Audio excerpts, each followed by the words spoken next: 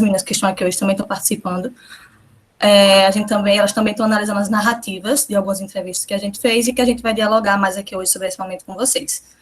Então, eu queria dizer que é um prazer agradecer a Roberta, né, por ter chamado a gente para fazer parte desse momento. E, enfim, a gente vai dialogar um pouco aqui com vocês. O nosso objetivo é realmente trocar um pouco de experiência a partir do que a gente vivenciou na pesquisa, a partir do que a gente leu e das nossas perspectivas, e também dialogar com vocês a respeito do que vocês quiserem contribuir. Antes de a gente iniciar, de fato, o momento e a roda, eu vou pedir para as meninas se apresentarem, para vocês conhecerem cada uma delas. Quem quer começar, gente? Vocês estão ouvindo? Dá para ouvir bem? Ok. Então, boa tarde, gente. Meu nome é Lana. Eu estou no 10º período de psicologia na UFAL, estudo com a maioria das meninas que estão na roda hoje. Eu tive no ciclo anterior da pesquisa, que a Ana Clara acabou de falar que fez parte, e estou no atual também. A gente está fazendo análise das entrevistas que foram feitas no PIBIC passado e no PIBIC. Boa tarde, gente. Eu sou Lívia, do 10º período também de Psicologia da UFAL, e assim como Lana, eu participei do ciclo 2018-2019 e estou no atual, 2019-2020. Boa tarde a todos e todas. Está dando para escutar? Tá dando? Sim. Meu nome é Marina, eu sou do 6º período de Psicologia. Queria agradecer tanto a Roberta por ter chamado, quanto ao PET Psicologia pela oportunidade do evento. Eu estou no ciclo atual do PIBIC, não participei do ciclo passado, estou no 3º ciclo. E aí? Boa tarde. Está dando para me ouvir de boa? Tá. Eu sou Roberta, né?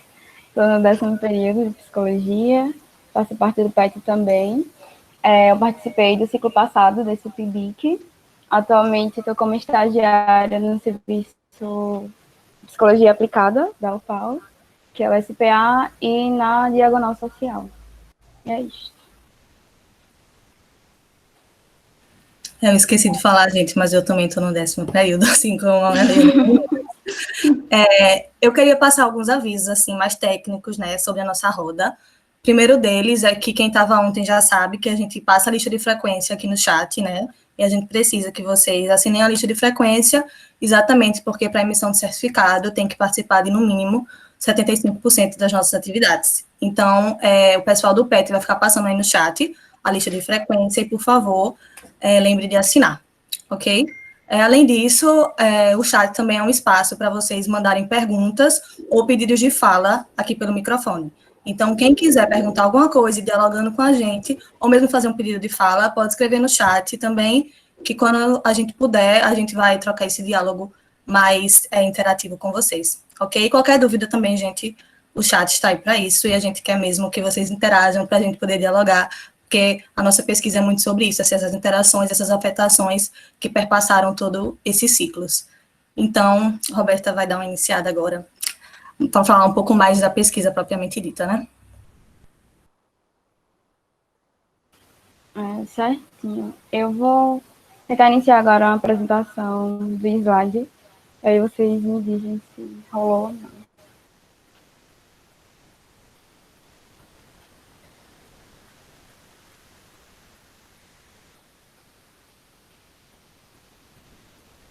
Foi?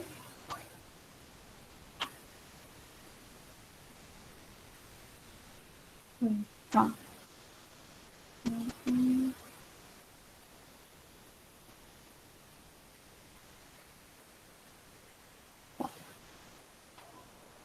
Jesus, como é que você fala notificação? Tem alguma notificação aparecendo aí na tela? Minha?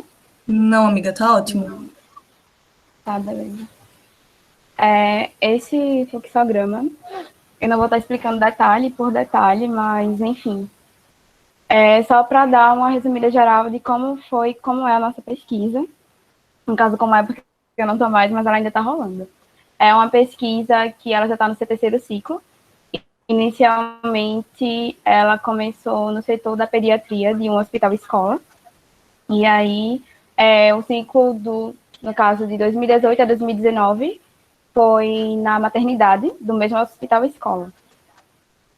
E aí a gente fazia visitas semanais no serviço, onde a gente dialogava com preceptores, com estudantes, mulheres usuárias, acompanhantes também, né? Para saber, enfim, a gente ia conversando, dialogando sobre qualquer coisa aleatória. E as questões de gênero, educação e saúde iam aparecendo ao longo do diálogo. E aí, como estratégia para isso, a gente utilizou as conversas no cotidiano, tendo como um referencial teórico-metodológico as práticas discursivas e produção de sentidos, tendo a linguagem como uma prática social. E aí também a gente utilizou diários de bordos, que a gente construía sempre após as visitas. Essas visitas eram feitas no começo, muito em dupla, e depois a gente foi tentando ir no individual também. A gente também tem os diários de bordos, como diz Spink, também como práticas discursivas. E aí a gente também era dividida, no caso, nesse outro ciclo só não estava a Marina, né, das pessoas que estão aqui presentes. Mas, enfim, eu, Clara, Lana e Lívia, a gente se dividia em gestão, discente, docente e preceptores. E todas tinham que estar sempre em contato também com as mulheres usuárias.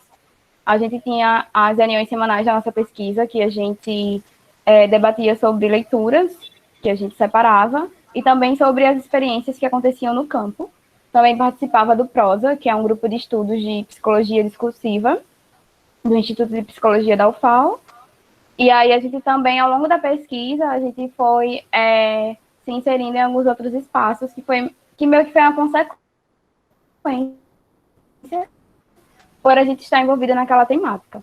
E aí também teve a participação na audiência pública, na OAB, né, sobre a questão da violência obstétrica, que foi algo que aconteceu durante a nossa sessão lá.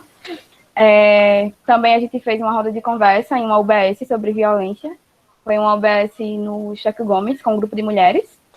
E a gente também elaborou um artigo para ser publicado como um capítulo de livro, que ainda não foi, mas que em breve será, eu creio. E aí, um fato importante dessa nossa primeira ida ao campo é que a gente já foi confrontada com algumas questões desde que a gente chegou lá, assim. No caso, na nossa primeira ida ao campo, sozinha, digamos, assim, entre aspas. Porque na primeira vez a gente foi acompanhada por uma profissional, que, enfim, é muito parceira da gente, e ela foi ajudando a gente para poder conhecer o setor, como funcionava minimamente, e também outros funcionários e funcionárias. E aí, essa experiência que eu vou contar agora é da primeira vez que a gente foi sem essa profissional. Uma técnica de enfermagem, que eu vou chamar aqui como Marília, não é o nome dela, mas enfim, né, por questões de sigilo, ela já trouxe de cara como seria o campo para a gente. Então, assim, a gente falou do que se tratava a pesquisa, e aí ela foi falando alguma coisa que ela, às vezes, dava maquiagens para mulheres usuárias. E eu pensando, oxi, como assim? O que é que isso tem a ver, né, com o que a gente disse aqui? E, aos poucos, através dessa fala, ela foi trazendo que ela enxergava muitas vezes nessas mulheres usuárias do serviço uma Marília do passado. E que, por isso, ela sempre estava tentando trabalhar a questão da autoestima dessas mulheres, porque ela já tinha sido muito violentada e objetificada também. E aí, a partir desse momento, ela se colocou enquanto uma mulher negra, e ela falou que ela sustentava uma casa com vários homens, e falou de diversas situações que ela já tinha passado enquanto mulher negra. E assim, por mais que eu já tinha participado de um PIBIC, que é sobre mortalidade materna de mulheres negras em Alagoas durante a gestação parto puerpério.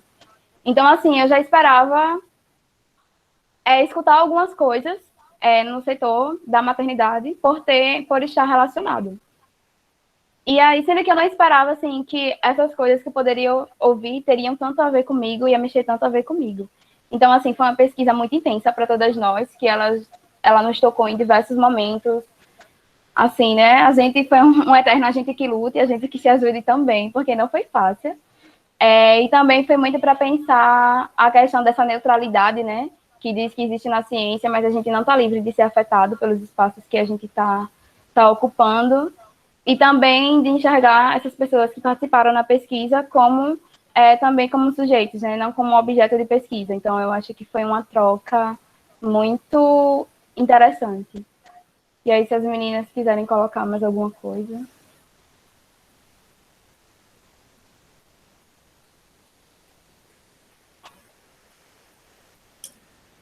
Eu acho que, assim, é importante citar, né, quando a Roberta falou dessa intensidade da pesquisa, de fato, assim, como ela falou, a gente buscava estar no campo pelo menos 4 dias na semana, assim. E como no começo a gente começou em dupla, exatamente porque era um desafio esse início, né, exatamente porque, assim, quando a gente falava que era pesquisadoras, enfim, que a gente estava lá para pesquisar, as pessoas tinham, algumas, né, tinham um pouco de receio exatamente dessa posição, por achar que a gente ia chegar lá no hospital, ia fazer uma avaliação do trabalho das profissionais, que a gente ia aplicar algum questionário, enfim. E esse não era o nosso objetivo.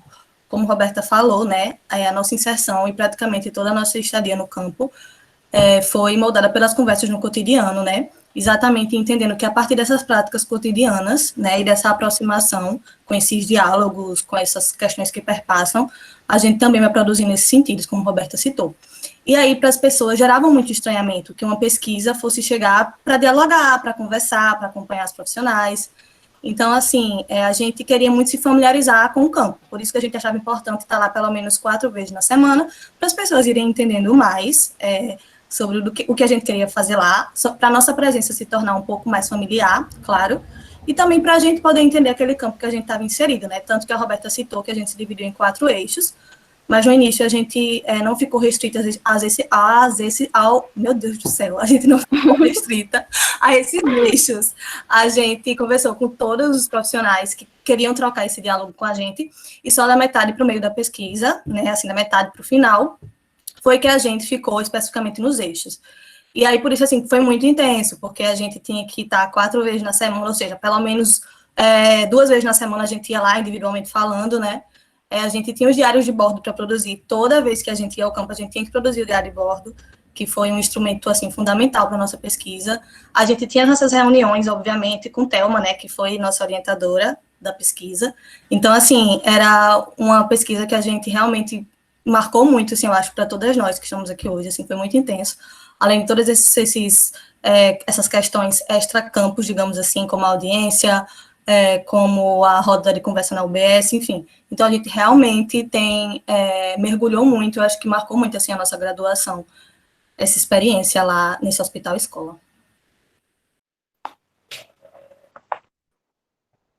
E como é uma pesquisa baseada na perspectiva feminista, né, crítica, essas afetações, assim, eram realmente muito intensas para a gente, porque nós somos mulheres, né, a maioria somos brancas, nos autodeclaramos enquanto brancas, então e Roberta enquanto negra, e várias afetações surgiam, assim, no meio do campo, porque a gente vivenciou muita coisa, assim, nos setores. Então, eu tive a oportunidade de acompanhar um parto cesáreo, assim.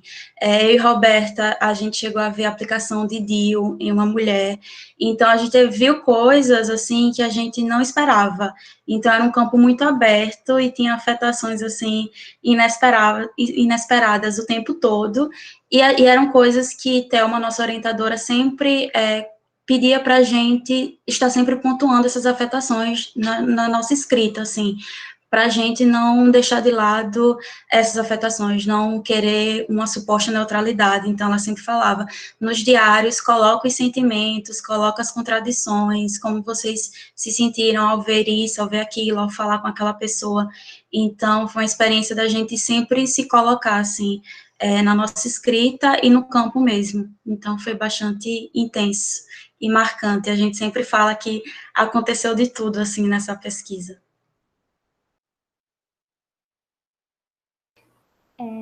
Vou falar aqui um pouquinho da visão de quem não participou do campo, mas quem analisou o trabalho das meninas, né? E como essa produção de sentido foi importante. É uma coisa que, como eu já falava, a Thelma sempre falava para a gente e que ocorreu também na análise. A diferença... E, assim, a gente vai sempre lendo artigos, lendo trabalho de outras pessoas, etc., e participar e ler o trabalho antes de ficar pronto, antes de a gente retirar algumas coisas para o trabalho ficar pronto, é completamente diferente. Eu queria citar aqui o livro de Grada, que eu tive a mesma sensação lendo o trabalho das meninas e lendo o livro de Grada, Memórias da Plantação, que é uma autora que também coloca as afetações dela no trabalho dela, e eu sentia isso nas análises das meninas, e foi uma coisa, assim, muito importante, realmente, que eu ainda estou aprendendo a ver pesquisa e a ver, produzir coisas desse jeito, e que eu acho realmente me ajudou muito, e eu pretendo tipo, continuar aprendendo em relação a isso, porque não dá para a gente querer entrar num campo ou querer falar sobre alguma coisa de uma maneira completamente externa, sabe? A gente tem que se afetar também.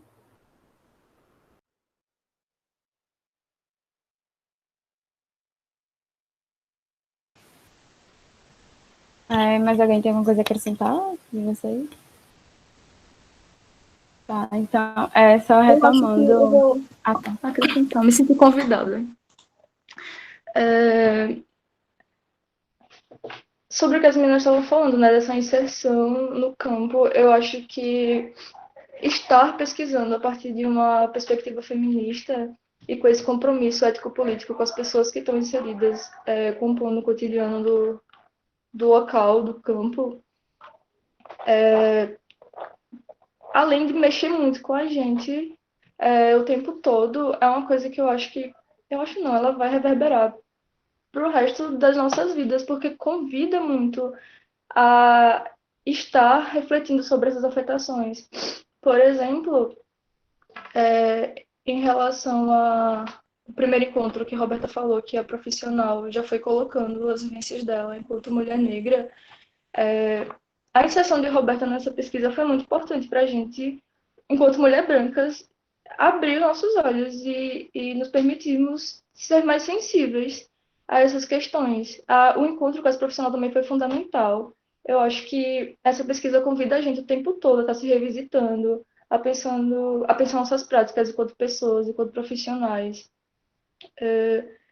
Como acho que foi a Ana Clara que falou, que era interessante quando a gente chegava para pesquisa e a gente ia aberta. Isso dava muito medo, sabe? Eu acho que é muito engraçado que a gente, enquanto pessoas que estão dentro da academia, a gente pega os instrumentos assim e se esconde atrás deles e fica com essa barreira, sabe? Pesquisador aqui, instrumento de análise lá, sabe? E a gente tentou romper com isso, porque são pessoas que estão ali se comunicando, não tem esse negócio de pesquisador e objeto, de pesquisador e pesquisado, são pessoas construindo coletivamente uma pesquisa. E aí, quando a gente chegava lá sem uma ficha para fazer perguntas, sem nada pronto, às vezes a gente dava boa tarde, a gente estava fazendo uma pesquisa aqui, e aí ficavam, cadê as perguntas? E a gente, não é bem assim, vamos conversar um pouquinho. E isso causava muito estranhamento. E na gente também era difícil porque a gente não tinha no que se agarrar e tá segurando e tá se protegendo como uma armadurinha, sabe? Então, chamou muito a gente, afetou muito a gente. Tinha dias de sair do serviço chorando, porque foi muito pesado, sabe? São pessoas construindo uma pesquisa juntas e coletivamente. Foi uma pesquisa muito importante.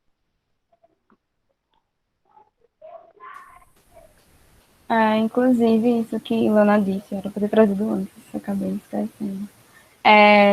Eu estar como única mulher negra na pesquisa, assim, foi algo que trouxe várias afetações em diversos momentos. Eu lembro até que a gente estava lendo um livro da Angela Davis, e aí ela estava contando meio que a história, né, enfim, como estava a luta do feminismo nos Estados Unidos, e aí como as mulheres brancas se uniram às mulheres negras em um certo momento em prol dessa luta. E aí, eu estava lendo o livro todo, eu ainda não tinha lido, né? Estava me debruçando ainda, mas eu estava lendo o livro todo e meio que sabendo, tipo, acho que vai acontecer isso e isso. E foi justamente o que aconteceu, assim. E aí, quando a gente foi compartilhar a leitura sobre o livro no grupo, nas reuniões que a gente tinha semanais, eu percebi, assim, a fala de surpresa das meninas para algo que, para mim, tipo, mesmo sem ter lido ou ter o conhecimento ainda daquela informação, eu já esperava. Então, assim, às vezes eu percebia muitas coisas, muitas travas, também, né, em relação diferente meu para as meninas, justamente por eu ser a única mulher negra da pesquisa. E aí, na época, eu lembro até que eu tentei procurar alguns outros grupos, coletivos, para me inserir com pessoas negras, porque eu senti uma falta disso. E isso até foi uma questão também, né, quando a gente construiu o evento e divulgou o número de pessoas brancas em tal mesa, em tal coisa. Então, assim, nada mais é do que um reflexo também de psicologia da UFAL. Infelizmente, não temos mais, o número de alunos negros e negras é um número baixo, e ainda dos que tem toda uma questão de tipos, o que será que esses alunos estão fazendo? Será que eles precisam trabalhar?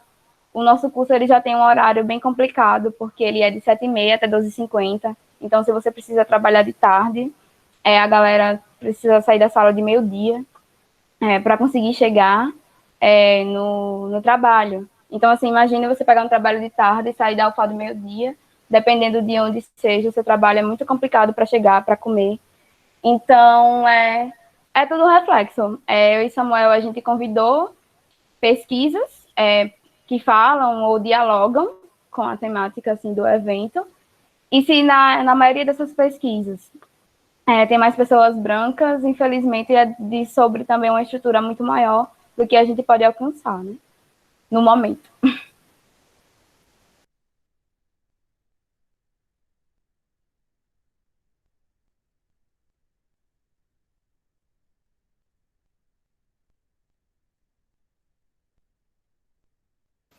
Eu vou passar aqui rapidinho para o próximo slide, para que me atrapalhe.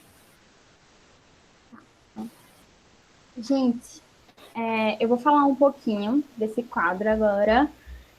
Foi um quadro que as meninas utilizaram em rodas de conversa enquanto estavam em campo, mas elas vão falar um pouquinho mais sobre isso depois. E aí, eu queria pontuar algumas coisas que são pilares da pesquisa e muito importantes e que conversam bastante. Como vocês podem estar vendo aqui, né, a gente está falando de formação e educação permanente em saúde, e aí aqui a gente coloca 3 coisas, que é a violência contra as mulheres, o VCM, gênero e racismo. Para falar um pouquinho de onde a gente parte, né, de maneira bem sucinta, sem tentar ter muita academicista aqui, a gente parte de um conceito de interseccionalidade de Kimberly Crenshaw, eu acho que é assim que fala, tá, gente? Não me julguem se estiver errado, que ela vê a interseccionalidade como uma conceituação do problema que busca capturar as consequências estruturais e dinâmicas da interação entre 2 ou mais eixos de subordinação. Trata especificamente da forma pela qual o racismo, o patriarcalismo, a opressão de classe e outros sistemas discriminatórios criam desigualdades básicas que estruturam as oposições relativas de mulheres, raças, etnias, classes e outras. Além disso, a interseccionalidade trata da forma como ações e políticas específicas geram opressões que fluem ao longo de tais eixos, constituindo aspectos dinâmicos ou ativos de empoderamento. Traduzindo, né, de maneira mais fácil, como vem a interseccionalidade de que essas coisas não estão separadas, elas se correlacionam. Uma pessoa tem vivências diferentes de outra pessoa. Uma mulher negra vai ter vivências diferentes de uma mulher branca. E nós, como feministas, temos a obrigação mesmo, sabe, de encarar isso na nossa luta e no nosso trabalho. Vou falar um pouquinho também de como a gente vê o conceito de gênero. Aqui o Scott fala o conceito de gênero enquanto elemento constitutivo de relações sociais baseadas nas diferenças percebidas entre os sexos. Uma forma primária de dar significado às relações de poder, questionando a lógica binária, normativa e hierárquica em relação aos papéis e funções designadas socialmente a homens e mulheres. Ou seja, uma estratégia e uma forma de poder e de opressão, numa lógica binária, homem e mulher, na nossa sociedade, né, em que o homem oprime a mulher. Fala um pouquinho de violência contra a mulher. A Safiotti fala um pouquinho sobre a violência do macho contra a mulher. É constitutiva da organização social de gênero no Brasil. Então, essa violência seria uma expressão de dominação mesmo, sabe? Uma estratégia de dominação dentro das opressões de gêneros que a gente sofre. Aí eu queria falar um pouquinho sobre o que tudo isso trouxe para mim dentro da pesquisa. eu, como me reconhecendo como mulher branca, e o papel que a gente tem dentro dessa interseccionalidade é pensar o que esse reconhecimento traz, o que o reconhecimento do meu privilégio traz e o que eu posso fazer quanto a isso, sabe? Quem esteve na primeira roda de ontem falaram bastante disso, sabe? Você, como branco e branca, onde você se coloca, entendeu? Não lave as mãos. Não pense que porque você não está sofrendo com isso, que você não tem parte nisso. Enfim, foi uma coisa que a pesquisa me fez pensar, me fez reconhecer como mulher branca também, porque antes eu me autodeclarava parda, mas dentro dela eu pude pensar bastante onde está o meu privilégio, né? E como eu posso pensar isso. E esse reconhecimento também me fez pensar como eu posso atuar dentro dessa interseccionalidade. E a roda de conversa de ontem também me fez pensar sobre isso. Enfim, é isso que eu queria falar.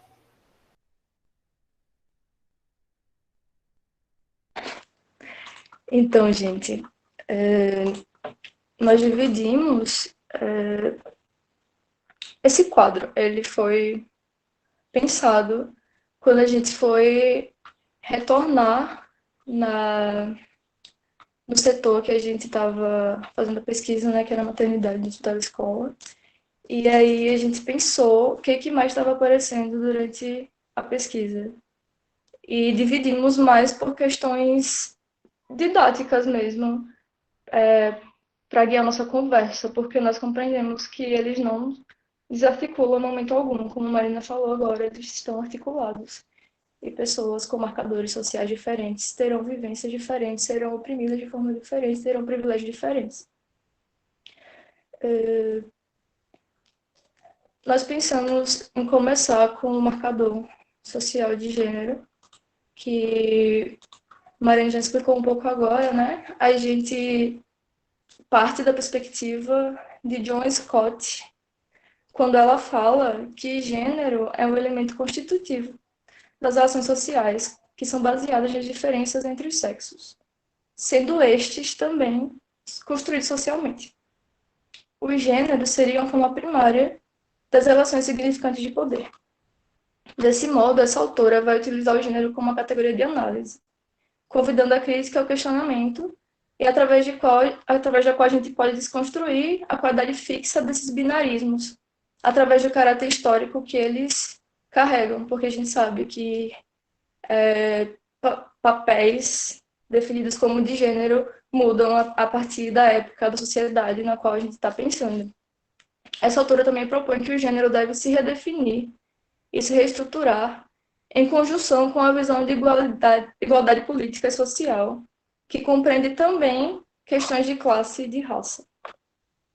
Ela não separa essas formas de exploração e opressão, não são passíveis de separação. Tanto que o Alberto estava falando que a gente... Acho que o Alberto falou outra coisa de Angela Davis, na verdade, mas a gente também estava lendo Mulheres da Sua Classe e tentando acompanhar através da perspectiva dela enquanto mulher negra, porque a gente sabe que o feminismo, que as pessoas mais têm acesso ainda é o feminismo construído por mulheres brancas que falam de vivências de mulheres brancas de classe média.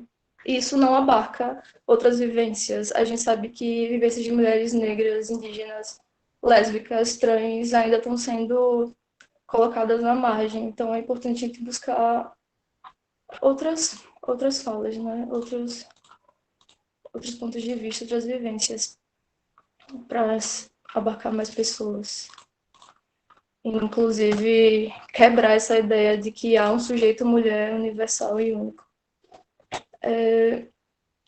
Falando dessa categoria, né, de gênero, quando a gente chegou no serviço, a gente percebeu que tanto as pessoas profissionais, eu falo profissionais porque o meu eixo foi com mulheres profissionais, mulheres não, com profissionais.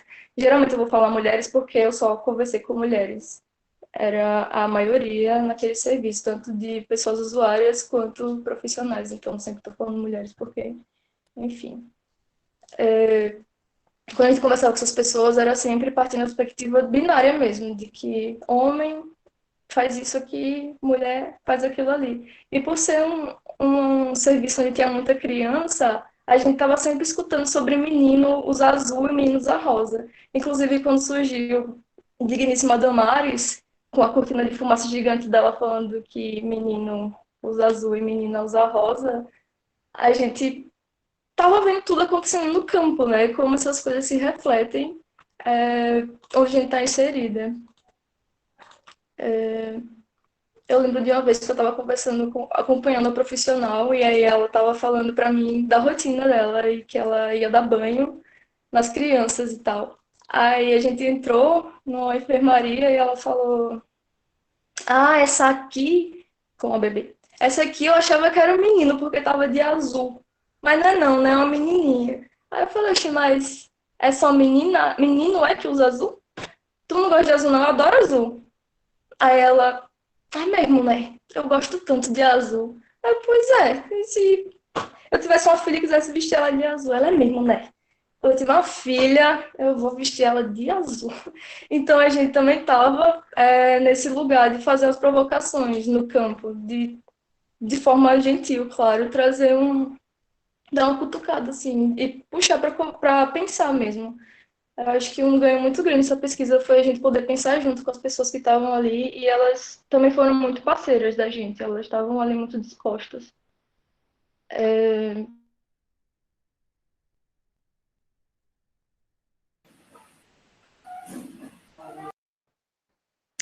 Eu acho que também é uma A Alana coisa... Travou? Para mim, sim, não sei se para vocês. Enfim, amiga, vá, Travou. continua.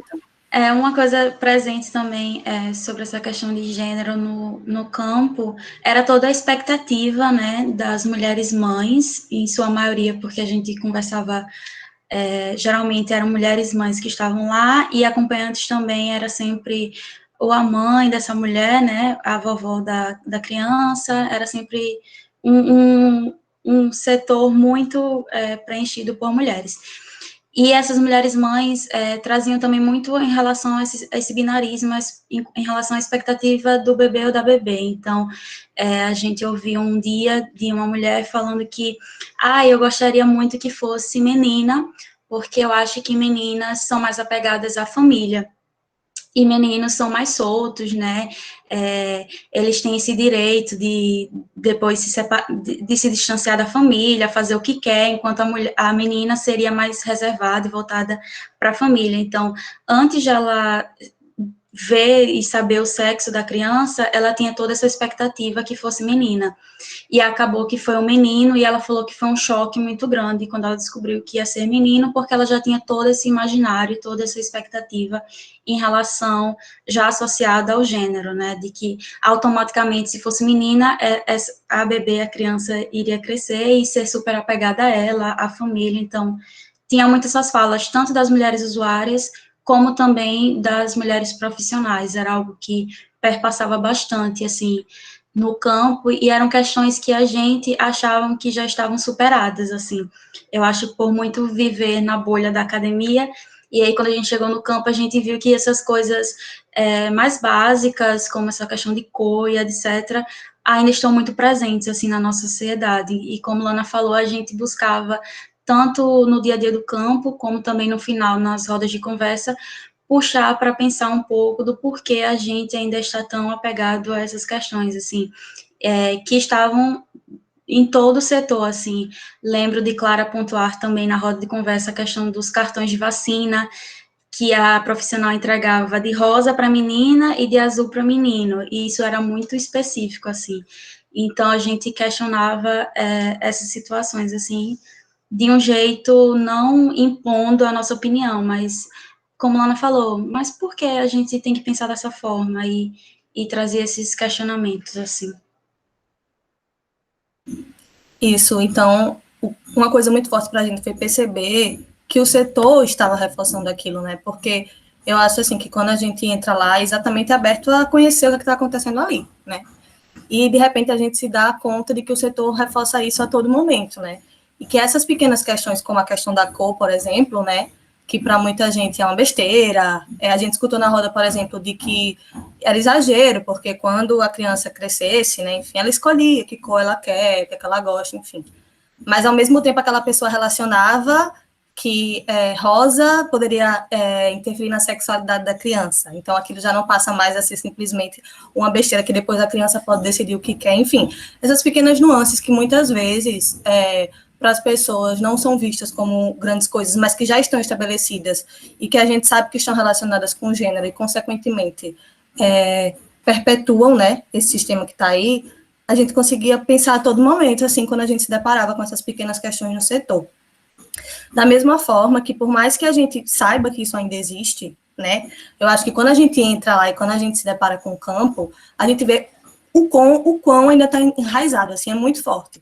Da mesma maneira, a questão, né, da desigualdade no cuidado mulher-mãe e homem-pai, né, que foi uma coisa, assim, gritante para a gente dentro do setor. A gente sabe que esse lugar da mulher como principal cuidadora da criança ainda está estabelecido, assim, mas quando a gente entra na maternidade de um hospital, é realmente gritante para a gente, né? Como Lívia falou, os homens são poucos presentes naquele ambiente, inclusive a maioria das acompanhantes são ou a avó da mulher-mãe, ou uma tia, enfim. Raramente a gente vê os homens pais parceiros nesse processo, assim. E geralmente, quando a gente perguntava, né, vinha muita justificativa de que eles estavam trabalhando, de que, enfim. E ok, a gente de fato entende que existem essas questões, né? Longe da gente estar querendo falar que não existem circunstâncias, realidades sociais, enfim, para além disso, óbvio que sim. Mas, assim, a gente via como essa posição era naturalizada, sabe? Da mulher-mãe ser aquela que tem que aguentar essa posição, que tem que aguentar ficar sozinha no hospital, e, consequentemente, as mulheres da família, que têm a obrigação de assumirem esse papel, né, porque esse é o papel das mulheres, e que os homens não têm a necessidade de estar juntos, assim, se ele tiver um bônus, digamos dessa forma, e não a obrigação da mesma maneira, né. E, assim, da mesma forma que a gente conseguia enxergar nesse discurso essa questão do amor materno, né, que está intrinsecamente relacionado com isso, assim, que era a questão de, mas eu sou mulher e o meu destino é ser mulher-mãe, né, tipo, esse é o meu papel, é um dom, enfim, é uma coisa que me foi dada, então, assim, eu tenho que aceitar essa condição. Muitas mulheres que a gente dialogou, né, com as mulheres usuárias, queriam, sim, ter filho, a gravidez era esperada, e outras não, né, e aí, sempre que a gente ia conversar sobre, você não queria, né, não foi planejado, mas como você está enxergando isso agora, era muito essa questão, mas faz parte, né, a gente tem que agradecer a Deus, que esse dom foi me dado, de ser mãe, de dar à luz, enfim. E é sempre como se essa fosse a posição final, assim, né, e a gente leu o Mito do Amor Materno, eu não sei se alguém conhece esse livro, enfim, mas foi algo também que ajudou a gente a perceber como essa questão do amor materno, que para muitos é um instinto, né, a gente entendeu como essa construção social também, que foi uma coisa que foi bem, bateu muito, assim, com tudo que a gente estava vivenciando no campo, ler esse livro, né, O Mito do Amor Materno, então a gente recomenda também essa leitura, e a gente percebeu o quanto isso ainda está enraizado, bate também sobre uma perspectiva religiosa, muitas vezes, enfim, a gente vai vendo como esses ambientes vão perpetuando isso cada vez mais. E como Lana falou, né, a gente estava ali exatamente naquela época, eleição, Damares, Bolsonaro assumindo, foi exatamente a nossa época ali no campo, então tiveram muitas questões que também perpassavam isso. Gente, também achei legal. Eita, Roberto, desculpa. Tá bom, amiga, eu vou falar rapidinho só. Sobre a questão... Oi? Eu só ia avisar que eu caí mesmo, desculpa aí. Tá bom. A tecnologia é falha. Enfim. Falando sobre a questão do termo, a gente usava muito, e foi algo que a gente começou a se regular, na verdade, desde da nossa disciplina. Que a gente teve uma disciplina de práticas integrativas, que também era dada pela Thelma, que era a nossa orientadora, né? Enfim, que era o termo mulheres mães, e não mãe, porque a gente ia fazer o diário de bordo também das visitas, da disciplina de práticas, quando a gente estava no 5º período, eu acho, ou era 6º, enfim. E aí, a gente botava muito a mãe, e aí ela chegava e cutucava, sim, e só porque ela é mãe, ela deixou de ser mulher, ela deixou de ser outras coisas. E era algo que a gente notava muito quando a gente ia conversar, assim, com as mulheres usuárias. Que parecia que, em um certo momento, as pessoas esqueciam que ela ainda era uma mulher, que ela ainda tinha questões, e só lembrava que a partir daquele momento ela era mãe. Então, assim, a maioria das perguntas e das coisas eram voltadas para a criança e aquela mulher ficava esquecida. E aí, como a gente utilizava essa questão justamente do discurso, né, como isso produz sentidos, então, para a gente realmente começar a se atentar mais na nossa fala. São coisas que muitas vezes a gente acha que são pequenas, mas que elas vão produzindo efeito no nosso cotidiano. Então, assim, quando você reduz uma mulher que é mãe só ao termo mãe, você está esquecendo as milhões de coisas que também abarcam aquela mulher. Então, eu acho que isso é algo que a gente realmente deveria começar mais a se atentar quando a gente vai se referir a uma pessoa, assim. Mesmo que não seja nessa questão do mãe, mas que a gente, às vezes, acaba generalizando uma pessoa, uma coisa só, principalmente nesse cargo da mulher-mãe, né?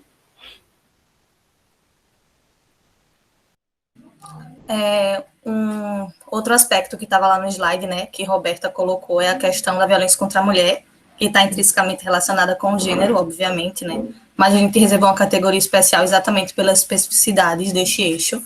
E, assim, quando a gente chegava, que a gente fazia alguns questionamentos lá no setor em relação à violência contra a mulher, era muito direcionada à violência obstétrica, como se essa violência fosse a única violência possível contra a mulher no espaço com a maternidade, assim.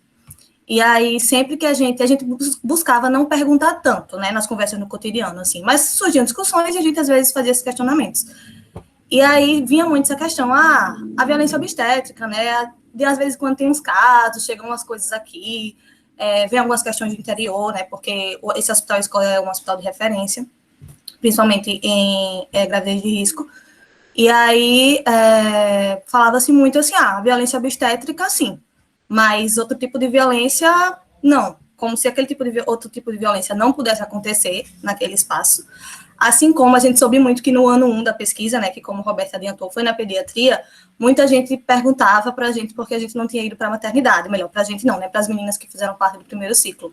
Exatamente porque lá poderia ter algum tipo de violência contra a mulher, né, e a pediatria como se não fosse esse espaço dessas outras possibilidades. Ou seja, a violência contra a mulher sendo vista simplesmente como aquela violência que talvez o hospital possa estar reproduzindo de uma maneira mais evidente, digamos assim. E a violência obstétrica, né, quando você relacionava com a maternidade, era a única visualizada. Então, era como se questões de gênero não fossem debatidas, né, ou não fossem possíveis de reproduzir opressões, assim como a violência contra a mulher sendo pensada ali apenas como uma violência obstétrica. E por coincidência, né, oi, Ju, exatamente, gente, a Júlia que está aí no chat, ela fez parte do ciclo 1 da pediatria. Então, Júlia, se quiser fazer contribuições, por favor, estamos abertas. E aí, nessa época que a gente estava no campo, foi a mesma época que o Ministério da Saúde, no início do ano passado, né, já no atual governo, queria retirar o termo violência obstétrica das cartilhas e documentos, enfim, relacionados ao Ministério da Saúde, com a justificativa de que o termo violência obstétrica era um termo que intimidava a classe médica, porque parecia que a classe médica não podia fazer mais nada nas práticas obstétricas, que era violência obstétrica. Então, citar esse termo seria uma ofensa para a classe médica, e por isso, né, o Ministério da Saúde pediu que se retirasse, e a partir daquele momento não se usasse mais o termo violência obstétrica. Isso gerou diversas discussões, exatamente na época que a gente estava lá, inclusive a audiência pública, que a Roberta citou lá no fluxograma, né, que teve aqui no estado para debater a questão, e a gente foi, inclusive, né. Algumas profissionais que estavam no campo com a gente também estavam lá na audiência, assim, foi um tema muito comentado, e era engraçado, porque, tipo, violência obstétrica era visto como uma coisa que não poderia ser comentada, ser falada, né, porque ofenderia a classe médica, ao mesmo tempo que quando a gente ia dialogar com as mulheres usuárias sobre violência obstétrica, elas não sabiam o que era violência obstétrica. Então, tipo assim, querem retirar um termo de um digamos assim, que tem pouco tempo, né, que a gente está começando a conhecer melhor, inclusive, acho que a gente na pesquisa começou a ter noção, de fato, do que era violência obstétrica, né, a um longo prazo, assim, saber que pode ser uma violência física, uma violência psicológica, pode ser antes do parto, pode ser durante o parto, pode ser na fase do puerpério, né, até você negar um acompanhante a uma mulher-mãe, é um tipo de violência obstétrica, né, porque ela tem direito a isso. E quando a gente ia conversar com essas mulheres mães, a maioria não sabia o que era violência obstétrica, né? Ou seja, na própria maternidade era uma questão que muitos profissionais não queriam falar sobre e apoiavam, por exemplo, que o termo fosse retirado. Então, assim, foi um embate para a gente perceber, né, que dentro daquele setor, que a gente se deparando com esse desconhecimento sobre o tema, mesmo assim, a gente tinha um governo que queria retirar, né, esse termo, e a gente ainda está na luta, porque muitos profissionais, de fato, se sentem ofendidos que o termo violência obstétrica exista e seja debatido, esteja no cartaz de um hospital, enfim. Esse tipo de coisa é real, né, e, assim, é algo que a gente teve muito próximo nesse tempo. Sim, e só para deixar explícito que violência obstétrica não é algo cometido só pela classe médica, não é restrito à classe médica, então qualquer profissional da saúde ou que estiver naquele ambiente pode cometer a violência obstétrica contra a mulher, então foi algo que foi bastante discutido, como Clara falou, mas que também dentro da classe médica tinha oposição a isso, então eu me aproximei bastante de uma médica docente que ela traz totalmente apoio ao termo, e ela até falou durante a entrevista que achou tanto a nota do Ministério da Saúde, como também do Conselho Federal de Medicina, que na época também apoiou a retirada do termo, ela considerava isso um desserviço para a sociedade, então é importante ressaltar também que há essas disputas, assim, de poder e de discurso dentro da classe médica também, para a gente não generalizar, e que o termo não é restrito à classe médica como estavam tomando para si o termo na época, né? E aí a gente também procurou pensar um pouco como o hospital poderia também cometer violência institucional a partir do modelo de ensino, porque era uma hospital escola, né?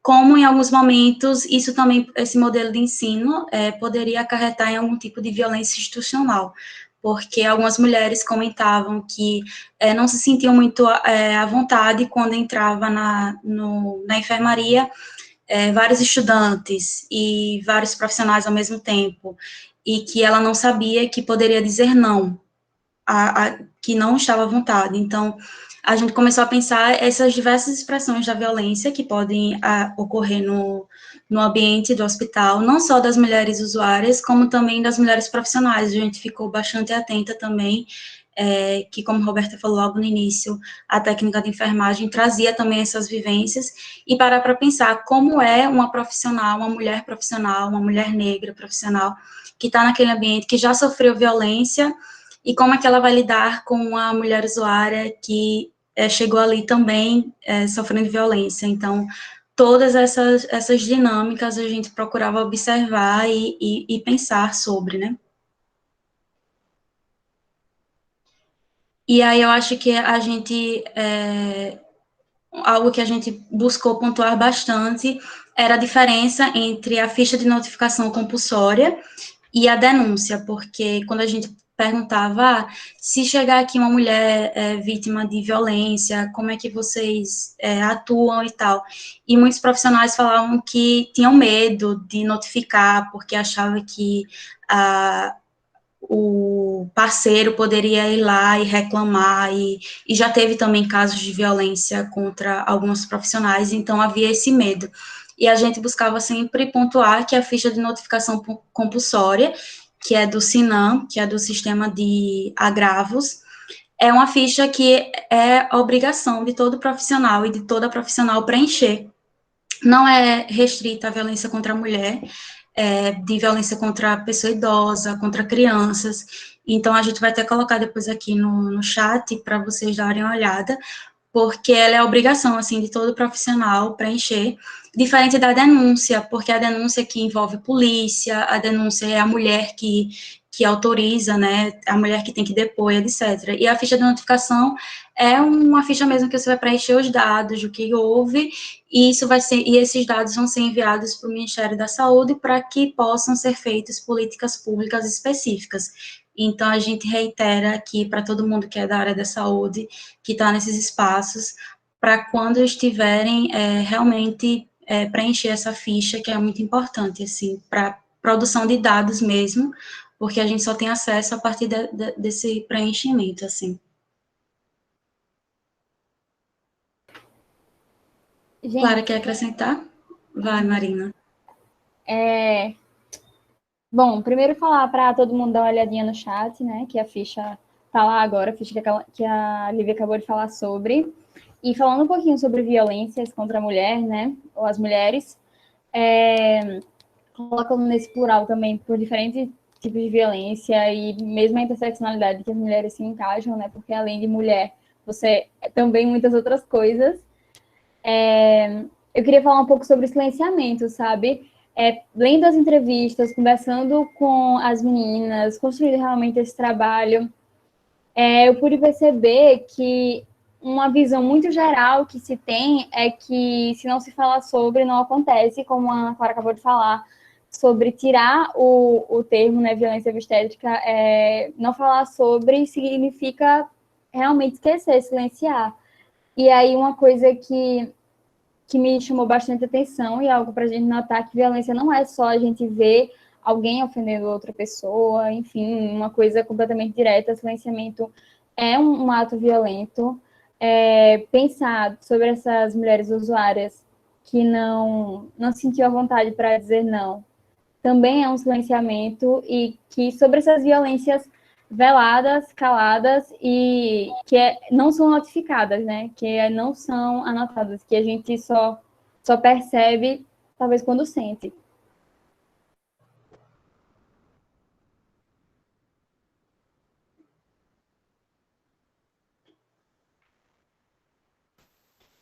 Certo? Alguém tem mais alguma coisa para acrescentar sobre o ICM? Ah, por isso não.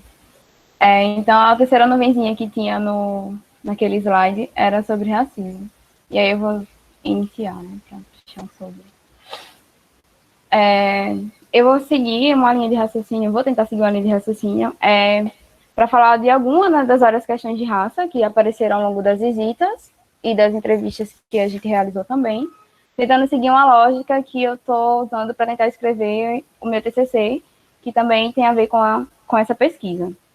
Então, assim, eu vou começar falando da porta de entrada do setor, né, que no caso é a triagem. Onde é perguntado, naquele momento, as informações básicas da paciente, incluindo o quesito raça-cor, que é obrigatório, né? Então, nesse momento, eu vou tentar fazer um pouquinho de um gancho com a discussão que teve ontem sobre os mecanismos do colorismo e como ele ainda se faz presente e prejudicial, né, para a população negra. Então, assim, segundo próprios relatos das entrevistas e ao longo das conversas mesmo, a gente percebeu que muitas vezes as pessoas que, no caso, os profissionais responsáveis no setor da triagem, para preencher esse prontuário, não perguntavam a questão do quesito raça-cor. Então, ou ignorava, ou colocava o que ele achava que era sobre aquela pessoa. E aí, eu lembro até que na outra pesquisa que eu citei no começo, que é sobre mortalidade materna de mulheres negras em Alagoas, durante a gestação parto-puerpério, isso foi algo que já tinha chegado na gente, que é a questão do ignorado, um grande número de prontuários ignorados. E aí o Samuel até fazia parte também comigo nessa outra pesquisa, e na época até ele fez uma tourzinha para tentar saber como era esse preenchimento em outros hospitais. E aí a informação que chegou a ele, até de uma funcionária, foi que eles eram instruídos a não preencherem aquele quesito. Então, assim, é algo que está na Política Nacional de Saúde da População Negra, que existe desde 2009 e que não é respeitado, e que traz diversos problemas, porque se esses dados não são computados, a gente não consegue monitorar, não consegue ter noção de entrada e saída, de número de óbito, para estar pensando em estratégias de como lidar, sabe? Então, isso já foi algo que foi bem preocupante, assim. Ou então, até mesmo, aí chega a questão, né, assim, dessa dúvida sobre a cor, que ainda é essa questão enfim, do colorismo, dessas consequências, de ouvir entrevista de um profissional médico, que eu vou chamar aqui de Valentim, ele dizendo que ele falou que no hospital a gente perguntou algo sobre como ele via as pessoas negras naquele setor, tipo, quais as funções que elas ocupavam. E aí ele disse que não existia pessoas negras no setor, e que das pessoas que eram atendidas ali, aí ele fez uma porcentagem assim, realmente, fonte e vozes da minha cabeça, né? Que foi, ele fez, se eu fosse dizer, seria 2,% negro, 1,% branco, e o resto todo é pardo. E assim, ele colocou o pardo realmente, ele botou pardos ou morenos, né? Que segundo ele é a cor do brasileiro, assim, como se fosse, de fato, aquele registro Brasil. E aí, enquanto a gente tinha de um lado o profissional dizendo que no setor não tinham pessoas negras, por outro lado, a gente tinha uma profissional negra dizendo como ela se sentia excluída dentro da equipe, que muitas vezes ela percebia que as companheiras de trabalho que eram brancas pediam para trocar horário com ela, para cobrir plantão, alguma coisa assim, mas quando era para chamar para alguma comemoração, atividade que era por fora do serviço, ela não era chamada. E que entre a própria equipe tinha uma questão de uma divisão em lado branco e lado negro, no quesito de funcionários, assim, que realmente era uma coisa dividida. Então, enquanto você tem um dizendo que não tem ninguém, tem outra pessoa que está sofrendo com aquilo ali. E aí, outra questão também que eu pude observar, mais uma vez, juntando essa experiência das duas pesquisas, porque, assim, a outra pesquisa, como é que acontecia? A gente entrevistava as pessoas que acompanharam essas mulheres negras que foram a óbito. Acho que foi de 2010 a 2015. Então, assim, quando eu participei dessa outra pesquisa, que eu ia para o setor da maternidade, eu conseguia ver onde os discursos se encontravam, onde os erros se repetiam. A diferença é que eu ainda estava conversando com mulheres que ainda estavam vivas, mas não sei até quando. Então, observando isso, eu cheguei à conclusão que, para mulheres negras, toda gravidez é de risco, independente das condições biológicas dela, porque a estrutura institucional, o racismo institucional faz com que toda gravidez para a mulher negra seja de risco, devido ao racismo. Então, assim, essa questão até da violência obstétrica, né, que Clara citou, que achava que foi essa nota do Conselho de Medicina, falando para tirar o termo, porque vou até ler assim, um trechozinho que tem na nota, né? Dizia assim, que o termo é inadequado, pejorativo e estimula conflito entre pacientes e médicos nos serviços de saúde. Então, assim, o trecho que parece muito com aquela ideia de que se você não falar sobre racismo, ele vai parar de existir. E, ironicamente, coincidentemente, as mulheres que são mais acometidas por violência obstétrica são as mulheres negras. Então, assim, tão no conjunto de coisas que só chega realmente para o genocídio do nosso povo. Porque ainda tem aquela lógica, muitas vezes, de que mulher negra é mais resistente à dor. Então, aí, não dão anestesia nas mulheres negras. Uma entre as tantas várias coisas. Mas ainda voltando, assim, sobre essa questão do nosso diálogo com os profissionais que a gente teve contato, esse mesmo médico que falou essa questão de não existir profissionais negros, né, no setor, ele também colocou em um certo momento, a gente perguntou, né, vocês viram questões sobre racismo e gênero durante a formação? E aí ele não só alegou que não, como alegou, ele falou não e nem fez falta. E aí ele colocou que o racismo não cabia no cérebro dele, e até ele foi dar um exemplo, né, de uma fazenda, alguma coisa, eu não sei se ele estudou, se ele morou, uma fazenda que, segundo ele, tinha muitas pessoas negras e que todo mundo vivia super de boas. E aí chega de novo, né, aquele mito da democracia racial que a gente começou ontem. E aí ele colocou isso, e aí ele fez, eu não era racista. Aquele velho, não sou racista, tenho até amigos negros. Porém, tinha algumas pessoas que eram racistas, mas aí é um direito dele, né? Então, assim, complicado você colocar alguém exercer racismo como direito da pessoa. Mas ele colocou, não só fez isso também, como comparou o Pantera Negra, no caso o movimento, né, dos Panteras Negras, com a KKK, dizendo que Panteras Negras também era uma forma de racismo reverso. E é um profissional que está há mais de 40 anos no serviço, que está formando e formou várias gerações de profissionais, e que vão provavelmente, espero que não, né, que tenha um senso crítico para saber o que pegar e o que não pegar, mas que está influenciando outras pessoas que podem se tornar profissionais assim também e continuar reproduzindo isso. Então, é algo que parece que não para, e você fica se perguntando como ter uma perspectiva de cuidado dentro de um hospital que ainda exerce uma forma tão colonial de impor essa prática, assim, um cuidado bem entre aspas, sabe? Que, na verdade, está exercendo mais violência. Você vai para ser cuidado e acaba sendo violentada.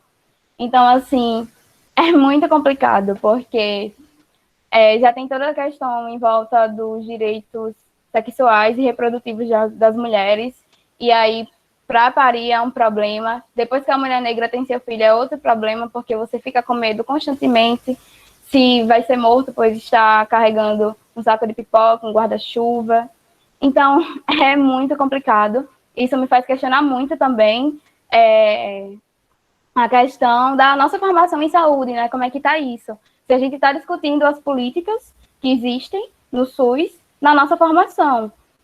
A política, tudo isso que eu estou falando aqui, questões de direitos, em várias outras coisas que eu também não citei, está presente na Política Nacional de Saúde da População Negra, né, que está disponível na internet, fácil acesso.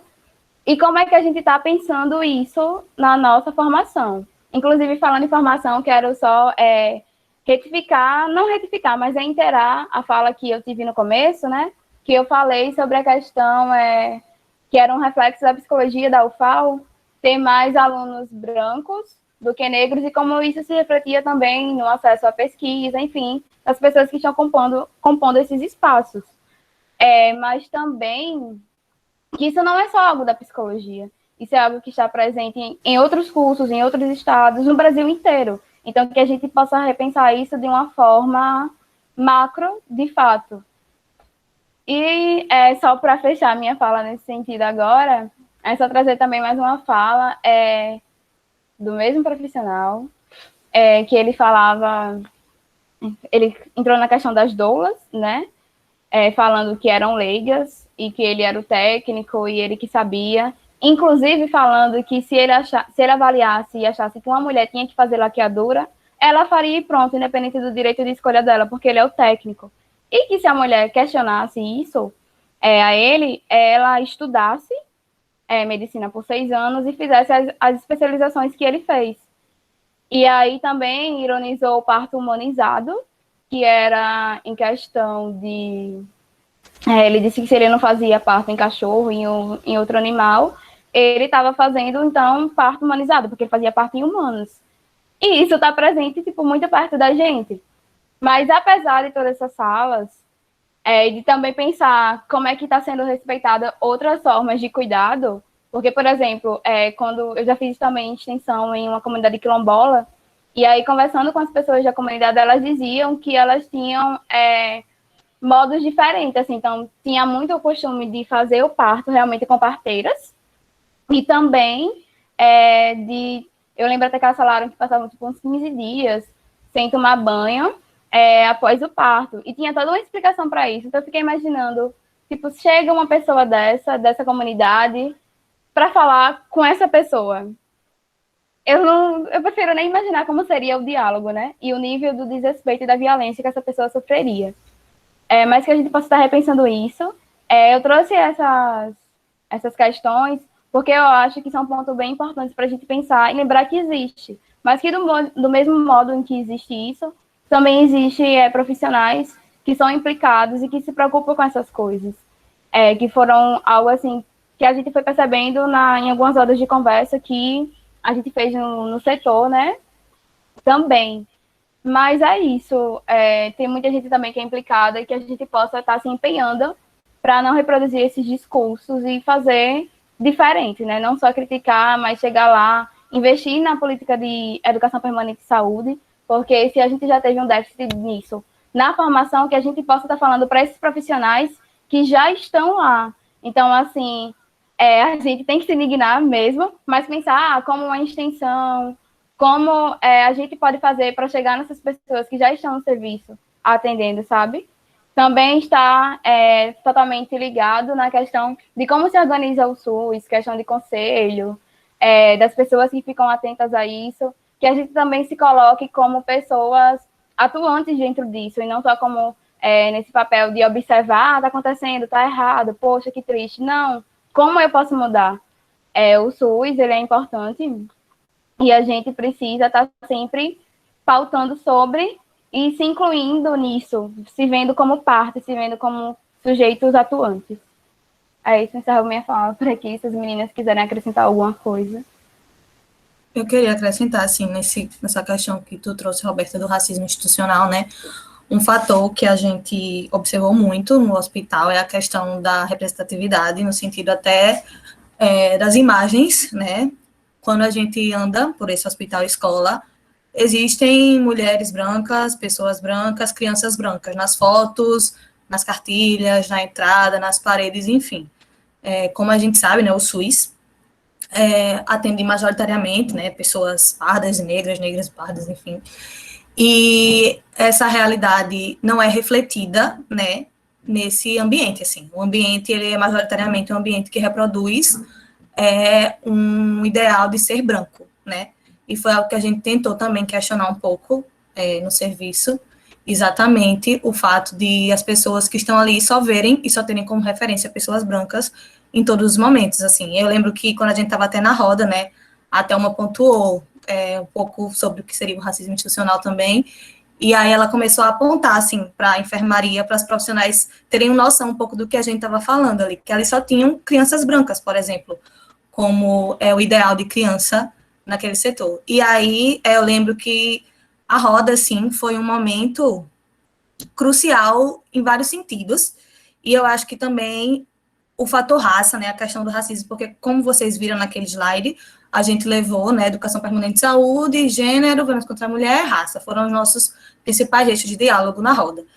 E, assim, o racismo foi realmente, eu acho que aquilo que a gente teve mais dificuldade para introduzir, para se fazer entender, para exemplificar, a gente precisou ir mais fundo, exatamente porque a grande maioria das profissionais são mulheres brancas, né? Então, falar de gênero e falar de violência contra a mulher era um pouco mais fácil para elas entenderem, né? Era mais fácil para a gente exemplificar e elas trazerem, inclusive, muitos relatos pessoais, que foi algo até que eu acho que a Lívia falou, da gente ter essa visão de que as mulheres profissionais também podem estar em situação de violência ali dentro, das mais diversas opressões, né?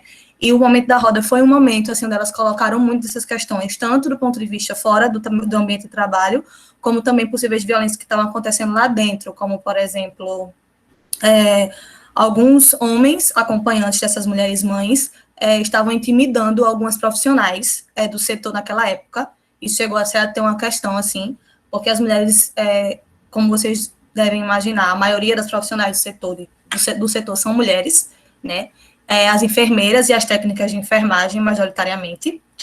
E, assim, inclusive, são essas pessoas que fazem, né, o hospital funcionar. Eu acho que a gente teve muita noção como a enfermagem realmente, né, a enfermagem, os técnicos de enfermagem, os profissionais que movimentam, assim, o setor o tempo inteiro, o hospital o tempo inteiro, e a grande maioria são mulheres, né. E aí, muitas mulheres estavam passando também por processo de intimidação dentro do hospital, por homens pais acompanhantes, por exemplo, entre outras diversas questões para além do ambiente de trabalho. Então, quando a gente trazia na roda a questão do gênero da violência contra a mulher, era um pouco mais fácil para elas entenderem, se colocarem, compreenderem.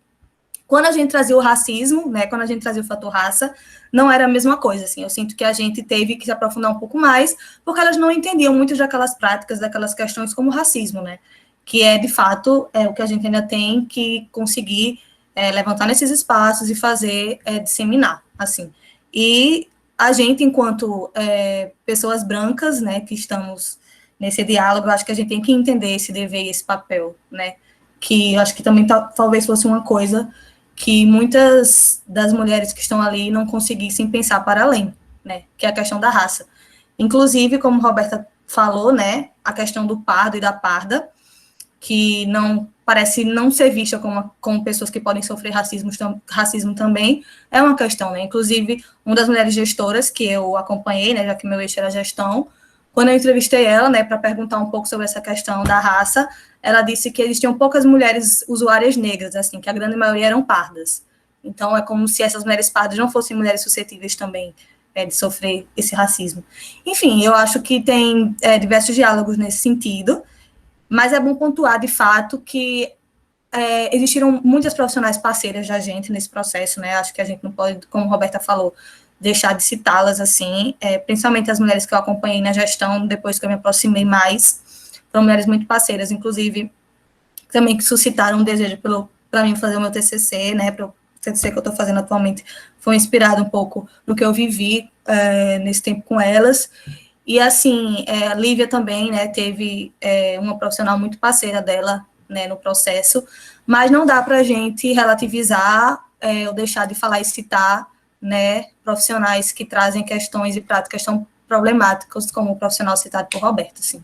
Então, eu acho que uma coisa que a pesquisa nos ensinou, né, é exatamente pensar que é possível, sim, a gente fazer saúde diferente daquele, e que tem muitos profissionais que estão implicados nisso também. E que é sempre bom a gente estar destacando o lado positivo, né, porque é o que a Thelma sempre pontua para a gente, que, assim, às vezes a gente estava muito focado também nessas questões, mas que, se não fosse por esses profissionais parceiros que a gente também teve, a gente não teria esse tanto de aprendizado. Até, tipo, por exemplo, a partir do momento que eles permitem para a gente, por exemplo, a Lívia foi assistir um parto, né, a gente viu um processo de parto humanizado também se iniciando, eu tive a oportunidade, assim, de entrar muito em alguns processos da gestão, reuniões, assim, coisas bem internas do hospital que eles e elas nos possibilitaram. Então, também a gente sempre vai evidenciar essas pessoas que estão a fim de fazer uma saúde mais implicada, né? Eu queria só pontuar também, ainda em relação a esse profissional que Roberta comentou, porque foi um profissional do meu eixo e eu realizei entrevista e tal. E como o Roberto falou, é um profissional que ele tem 41 anos no hospital e trabalhando na saúde. Então, ele já é uma pessoa mais velha e tal. Mas eu não acho interessante a gente utilizar isso como justificativa, assim, principalmente quando ele traz que não estudou sobre isso ou que não viu isso na formação. E a gente também, Roberta viu acompanhando discentes, falando também um pouco sobre essa questão de não estar vendo, estudando, discutindo esses temas na graduação. E para a gente pensar também que se a gente não vê na graduação, é um grande erro isso para a gente repensar as grades curriculares, mas também que não deve ser usado como justificativa de não vir na minha formação, na minha graduação, então é permitido, eu posso fazer violências cotidianamente e não procurar ver e estudar e procurar discussões, porque senão a gente acaba tirando a responsabilidade, por exemplo, desse médico docente, que, como o Roberto falou, ele está diariamente, é uma pessoa de prestígio no meio, forma estudantes o tempo todo, ele está há 41 anos, então imagine quantos estudantes ele já formou, com esse discurso, assim, e não é só apenas um discurso racista. Então, durante a entrevista, ele mesmo foi interligando as outras formas de violência, assim, de uma forma muito natural. Então, quando eu perguntei essa questão sobre o racismo, ele trouxe violência obstétrica, ele trouxe homofobia no discurso dele. Então, ele mesmo foi interligando as outras formas de violência naquele discurso.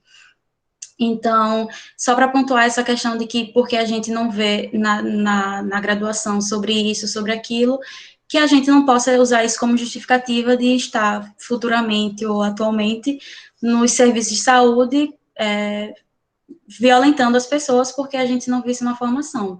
Vamos procurar ver, vamos procurar discussões, livros, o que não falta é pessoas falando sobre esses temas, assim. Então, só para pontuar essa questão, e que foi um profissional que me marcou bastante, assim, particularmente, porque era uma pessoa do meu eixo, então eu me aproximei mais e me causou muitas sensações e emoções diversas, assim, porque no primeiro momento que a gente se aproximou dele, eu e Roberta estávamos juntas, e ele foi uma pessoa super disponível, e a gente ficou super animada, ele vai deixar a gente acompanhar ele dando aula e tal, e a gente, vai ser uma pessoa muito parceira. E aí, de repente, a gente começou a escutar esses discursos e ficamos bastante impactadas, assim, foi uma pessoa que marcou bastante, assim, o meu percurso. o legal de Lívia dizer isso sobre ser parceiro, assim, é que de fato era, porque sempre que a gente perguntava no sentido de disponibilidade, a pessoa estava. E assim, essa fala, a fala das doulas, do parto humanizado, isso foi uma situação assim, na frente de estudantes, na frente de mulheres usuárias também, e ninguém perguntou nada. O melhor foi esse, ninguém perguntou nada. Só saiu, assim, como se fosse um desabafo dele. Então, assim, realmente para ele não é nem um pouco problemático. Então, ele sempre se mostrou disponível, sempre falou isso muito, muito bem, porque para ele não via problema em nada do discurso, entendeu? Isso é bem preocupante. Gente, eu não tive contato direto de conversar com esse profissional, mas eu lembro que teve um momento que eu estava em uma enfermaria conversando com uma mulher usuária de serviço e chegou um médico acompanhado de várias alunas. E aí eu estava aqui nessa cama conversando com a mulher e ele chegou para a mulher que estava na outra cama, deitada, de lado. E aí ele falou, ele não deu boa tarde. Ele só chegou e falou, pode não ficar deitada assim, tem que ficar para cima. E ela com uma cara de dor. Ela falou, eu não consigo ficar para cima. Eu tô com muita dor, tá doendo muito, não dá. Ele falou, não importa, você tem que pensar no garotão que tá aí na sua barriga. Não tem que pensar em você, não.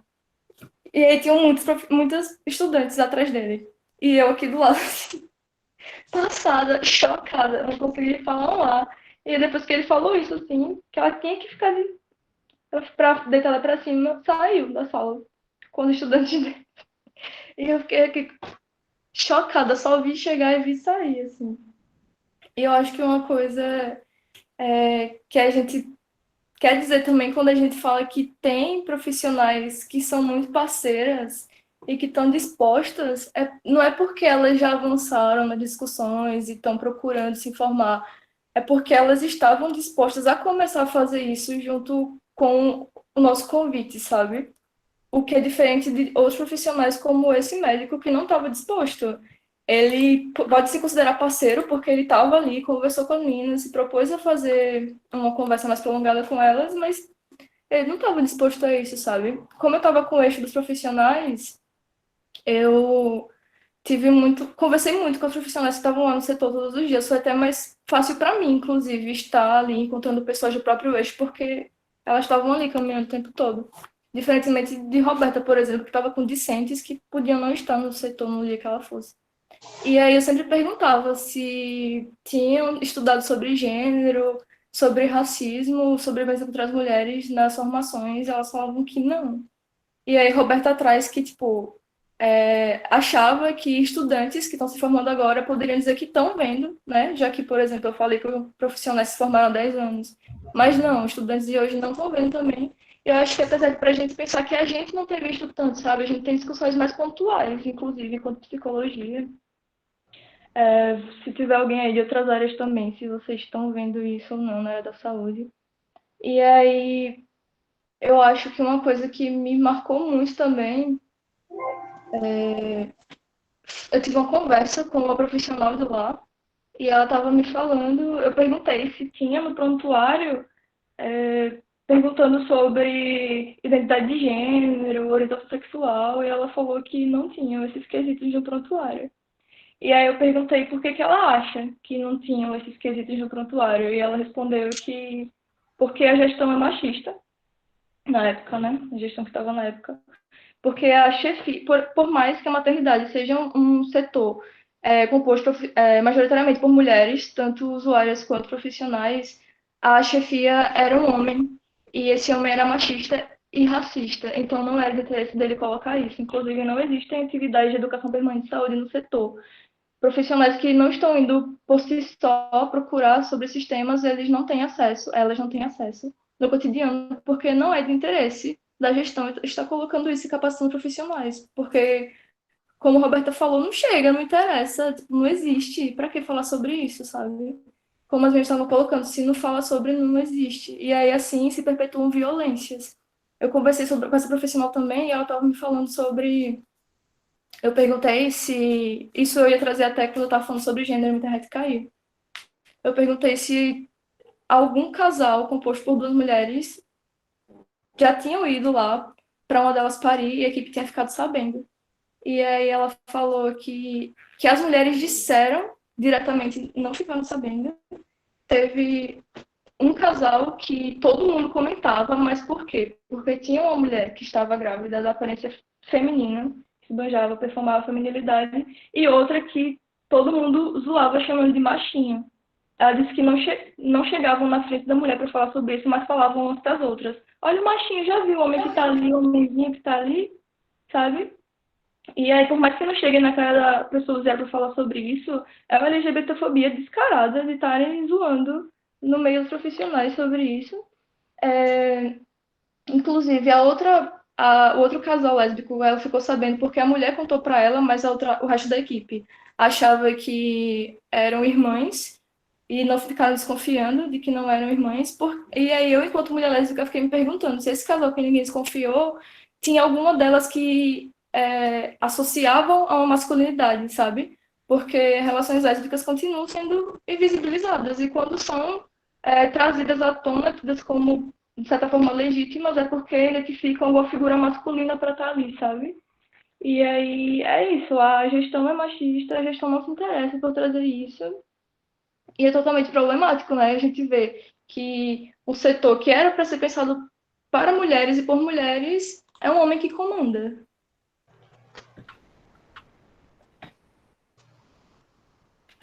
Só acrescentando uma única coisa, gente, antes de a gente começar a responder as perguntas que vocês fizeram, inclusive continuem fazendo, que a gente vai responder. Complementando isso que Lana falou, né, de que eu citei anteriormente que a maioria das profissionais são mulheres, assim, majoritariamente, principalmente enfermagem, né, e as técnicas, o médico-chefe do setor é um homem, né, e eu e Lívia tivemos a oportunidade de perguntar para ele se esses debates eram trazidos para o setor, né, a gente, uma das poucas oportunidades, porque, inclusive, eu que tive na gestão, consegui ficar muito mais parceira, assim, das enfermeiras-chefes do setor do que dele, porque, enfim, era mais complicado o acesso, ele estava pouco tempo no campo, o que é até um fato, né, tipo, o médico-chefe do setor é uma pessoa que passa pouco tempo no próprio campo e tem meio muito conhecimento dele do que, por exemplo, as enfermeiras-chefes que eu acompanhei. Enfim, e a gente teve a oportunidade de perguntar para ele se essas questões eram trazidas ali na maternidade, se eram pautadas e tal, e ele disse que sim, que eram trazidas sim, que já teve debate sobre violência obstétrica, ele citou especificamente, eu acho que esse debate, né, Lívia, enfim, que teve debate sobre violência obstétrica, que era uma coisa que desde que ele chegou, eles tinham conseguido aumentar o número de partos naturais, humanizados, e esses dados ele está tentando trazer sempre, pautar sempre. E aí a gente viu que para ele a discussão por ali só era suficiente, né? Quer dizer, fazer uma roda, sei lá, um momento com alguns profissionais para falar sobre violência obstétrica, para ele tinha cessado a necessidade de outros debates. E mais uma vez o que eu disse, como a violência obstétrica sendo pensada como a única violência possível no setor. Aí o que foi engraçado nesse dia foi que, tipo, a gente falou com ele, aí logo depois a gente saiu da sala dele e foi conversar com a supervisora do serviço social, né? Exatamente para tentar entender como é que ela compreendia que essas questões eram pautadas no setor. E aí a gente falou: você acha que vocês conseguem pautar, dialogar sobre isso aqui? Ela falou: tipo, não, a gente não fala sobre isso, né? E foi até irônico, porque foi assim, coisa, acho que, sei lá, de 15 minutos, de um para o outro. O chefe do setor, né, da medicina, um homem branco, enfim, considera que as questões estão sendo pautadas e cita uma roda como exemplo. E quando a gente vai para falar com outra profissional, que era o serviço social, e que diz que é uma das poucas áreas que tenta pautar esses aspectos, ela fala algo totalmente diferente, que aquilo não é pensado. E aí também, eu lembro que ela citou, assim, a maternidade como um dos setores mais difíceis de levar essas pautas, né? Porque como chefe do serviço social, ela também coordena os outros setores. E aí ela falou que a maternidade é um dos setores mais difíceis de lidar com isso, que as demandas também dos setores são imensas, o que faz com que as profissionais também se coloquem menos disponíveis para isso, como se não fosse, de fato, uma prioridade, e que o serviço social está ali a todo momento tentando pautar, mas que é uma luta, assim, porque realmente é muito complicado. E faz a gente refletir, né, porque é um setor majoritariamente feminino, as mulheres são as grandes usuárias daquele setor, mas as questões delas não são pautadas. E, mais uma vez, para aquilo que a gente estava falando antes, de que a prioridade, de fato, é a criança, né? Quando a gente pensa esse lugar, e vai até aquilo que eu estava falando do mito do amor materno, a mulher está grávida, mas ela está gerando uma vida. Então, assim, o foco é essa vida ali que ela está gerando, é essa criança, e não pensar essa mulher, e não pensar as necessidades dessa mulher, os cuidados dessa mulher, e sim pensar que ela está colocando alguém no mundo e a criança vai ser a prioridade. Então, esse setor não pensa, de fato, não coloca como uma prioridade trazer essas pautas, o que a gente coloca como algo bem problemático, né? E aí a gente pensou em lançar uma pergunta para vocês, que a gente quer que vocês dialoguem com a gente sobre, que é como esses temas têm sido trazidos na formação e prática em saúde de vocês, e como ele afeta a gente e afeta vocês também, assim, como é que vocês enxergam que essas questões que a gente falou estão sendo trazidas para a formação. Então, se vocês quiserem se terem à vontade para dialogar com a gente, o chat está aberto para isso e os espaços de fala também. E aí eu vou começar, né, gente, a ler aqui as perguntas que vocês fizeram para a gente ir dialogando. A Gleice Jane Bezerra fez a seguinte pergunta. Como você vê o discurso religioso em relação às questões de gênero? Alguém quer responder, gente? Eu posso começar, assim. Não acho que a minha resposta vai ser o suficiente, quero que vocês completem. Começar falando que religião, né, é algo bem abrangente, porque existem inúmeras religiões que se portam de maneiras diferentes, têm dogmas completamente diferentes, deuses diferentes, deusas. Mas, dito isso, a maior parte dos brasileiros e brasileiras, que é o país que a gente vive, se declara cristão e cristã. Então, partindo dessa religião, que é uma religião que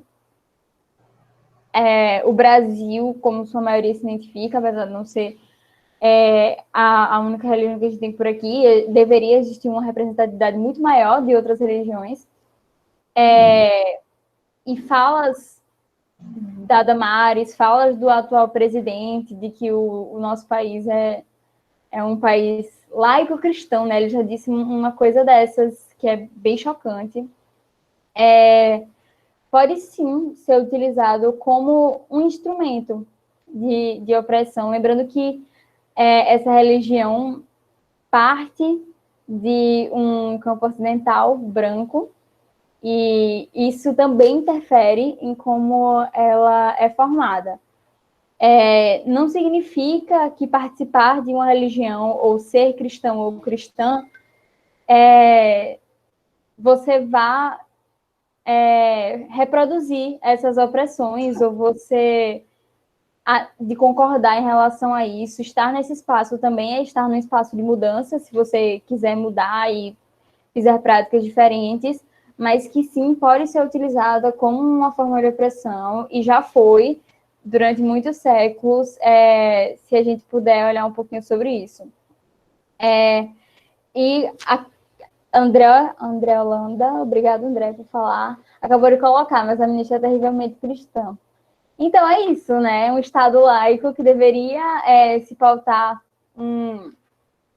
em princípios que não partissem de uma religião específica, uma religião que, na minha opinião, assim, não apresenta a pluralidade de cultura que a gente tem aqui no nosso país.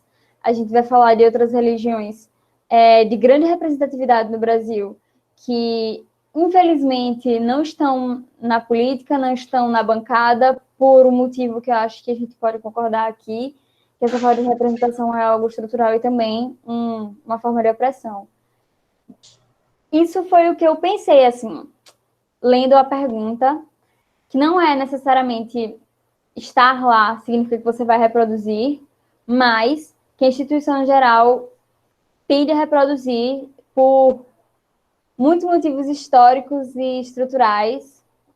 E é isso. Quem quiser falar mais, com todo respeito a quem for cristão. Vai falar, Lívia? Tá com o Não, microfone aberto? Ah, tá. pode falar. Ok. Assim, as religiões, né, as religiões cristãs ao longo da história, elas perpetuaram, né, essa posição da mulher submissa, da mulher como alguém que nasceu para parir, né, enfim, como a mulher é aquela que tem que aceitar essa posição de submissão ao marido, enfim. E, de fato, as religiões cristãs se aliaram ao longo da história, né, em diversos aspectos, né, em diversos espaços de poder, para colocar a mulher nesse papel de submissão e para tentar construir isso como algo divino e dado, né? Eu acho que é algo que eu tenho lido recentemente também, em Segundo Sexo, assim, a Simone de Beauvoir, ela traz um pouco desse processo histórico, né? E de como a religião pautou e moldou, né, os mais diversos aspectos. Por exemplo, eu acho que hoje o aborto é uma questão que quando a gente dialoga sobre, qual é a mais justificativa? É um viés religioso, né? Assim, quando a gente vai pensar, porque a gente fala que o aborto é uma questão de saúde pública, que a gente tem que pensar nas mulheres negras e pobres que não têm condições de pagar por um aborto, assim como mulheres de classe média ou de classe alta, e que essas mulheres estão morrendo, e que por isso a gente precisa tratar o aborto como uma questão de saúde pública, a resposta que a gente tem é um viés religioso, assim, que foi construído pelas igrejas cristãs, assim.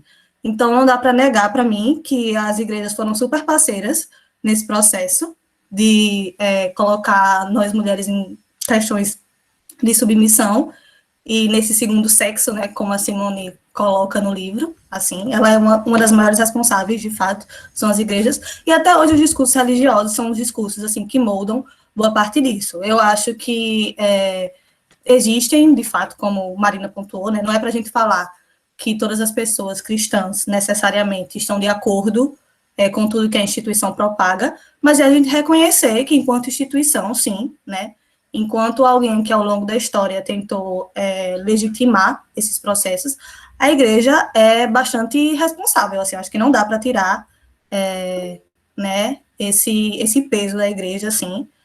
E aí eu trouxe, né, o que Simone fala isso no livro dela, né, de um processo mais histórico, e de um ponto de vista pessoal, né, do que eu vejo hoje, eu continuo enxergando também a igreja como alguém que propaga isso e que, assim, tenta construir a mulher, né, essa imagem de que a gente tem que ser pura, a gente tem que aceitar tudo, a gente é uma imagem, até para a questão da maternidade, né, está intrinsecamente ligada com essa imagem da Virgem Maria, enfim, por exemplo, a religião católica, enfim.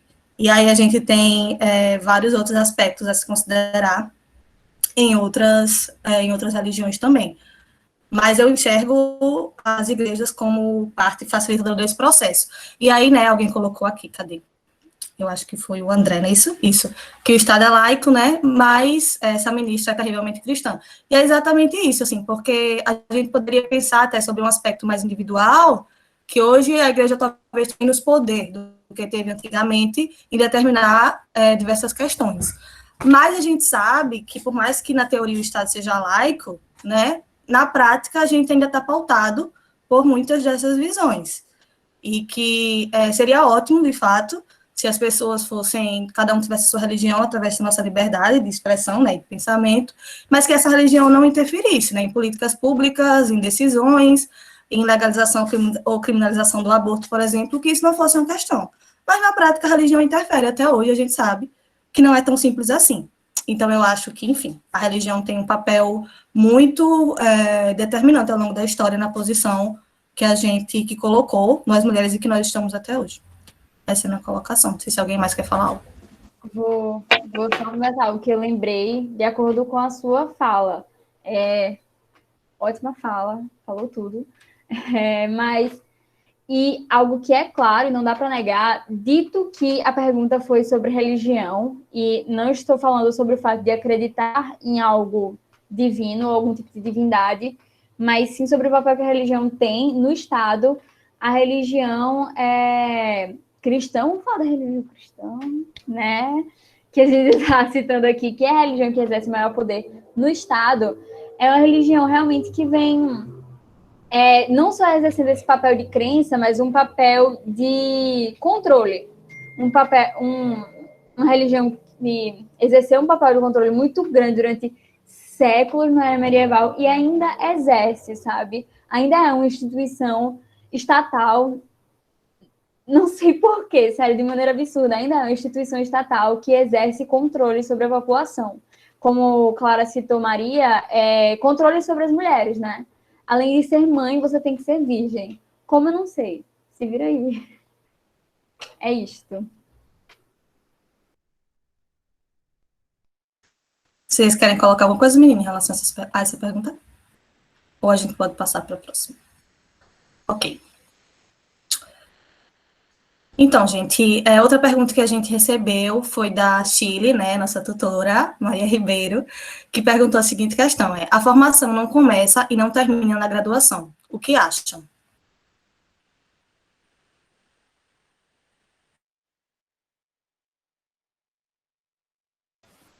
Acho que entra um pouco na questão da educação permanente de saúde, né? Que é uma das propostas, uma das políticas.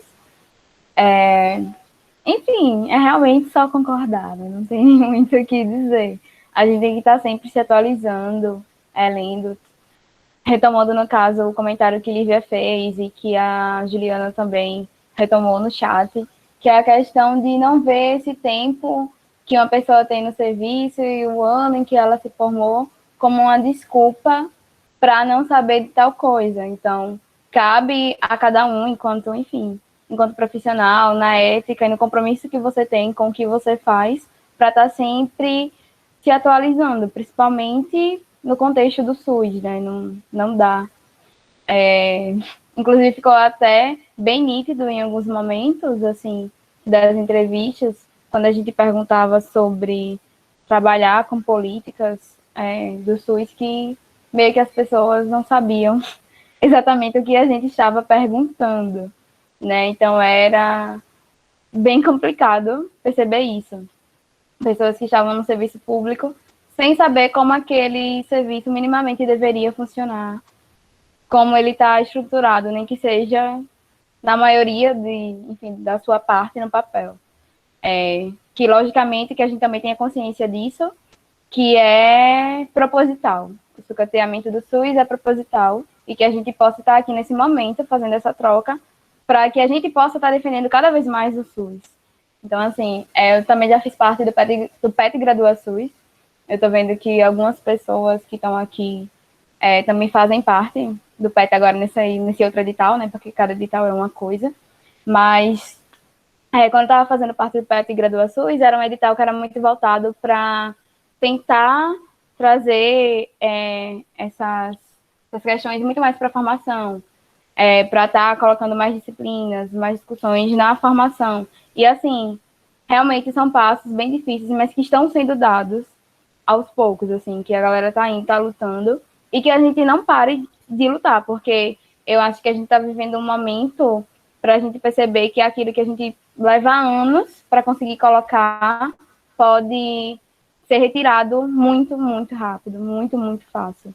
Então, assim, mais uma vez, acho que Thelma sempre puxa a gente para esse papel como pessoas atuantes no processo.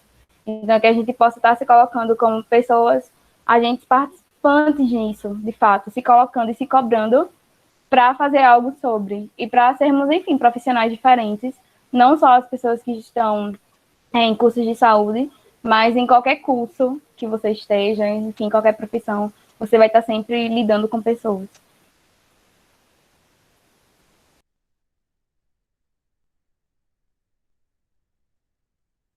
Mais alguém, gente? Eu me sinto contemplada também pela fala de Roberta. Acho que é exatamente isso. A educação permanente de saúde, que foi algo que a gente tentou pontuar bastante aqui, né, hoje, nas nossas falas. Tiveram alguns comentários, assim, que a gente gostaria de destacar, né, até indicações também. A Juliana Menezes pontuou que em O Renascimento do Parto, tem um médico dizendo que não via problema e erro no que ele fazia, porque fazia 30 anos daquela forma e acabou. Depois chegou uma mulher dizendo que ele, há pelo menos 30 anos, tinha uma conduta inadequada. Então, né, evoluir. Está aberto a perceber esses erros e mudar esses modos de funcionamento tão violentos. Inclusive, né, Renascimento do Parto, eu não sei se vocês que estão nos acompanhando aqui hoje já assistiram, né? existem 3 documentários de Renascimento do Parto, né? O primeiro, o segundo, o terceiro. O segundo é o mais focado na questão da violência obstétrica, né? Então, inclusive, é muito bom, assim, o documentário. É um documentário forte, esse segundo, exatamente por se tratar da questão da violência obstétrica, mas, assim, fica a recomendação para quem tiver interesse em conhecer um pouco mais sobre a temática, sobre as consequências, né, disso tudo, e a gente tentar entender, de fato, como é real, como acontece, né, e como é violento. E é bom sempre a gente lembrar que a violência obstétrica é uma violência de gênero, né? Se a gente pensa a violência obstétrica, a gente pensa também que é mais um tipo de violência contra a mulher e mais tipo de violência de gênero, e, consequentemente, está aí a importância da gente fazer essas relações dentro de espaços e ambientes, não só da maternidade, né? Mas, enfim, ambientes que deveriam ser propagadores de saúde, como um hospital, escola, enfim. Vocês querem comentar alguma coisa, gente, sobre o que Ju falou? Adentrando a fala de educação permanente, né? Lembrando daquilo que a gente tinha falado, por exemplo, da relação pesquisador e objeto de pesquisa, né? Eu acho que é uma relação que também pode acontecer bastante dentro do exercer profissional, sabe?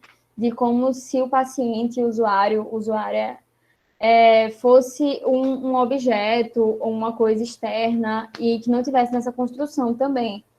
E em educação permanente, construção do conhecimento, né? Sair da lógica positivista de que o conhecimento está dado, de que quando você faz uma formação, por exemplo, ele lhe pertence e é aquilo, e ver que, na verdade, é uma construção.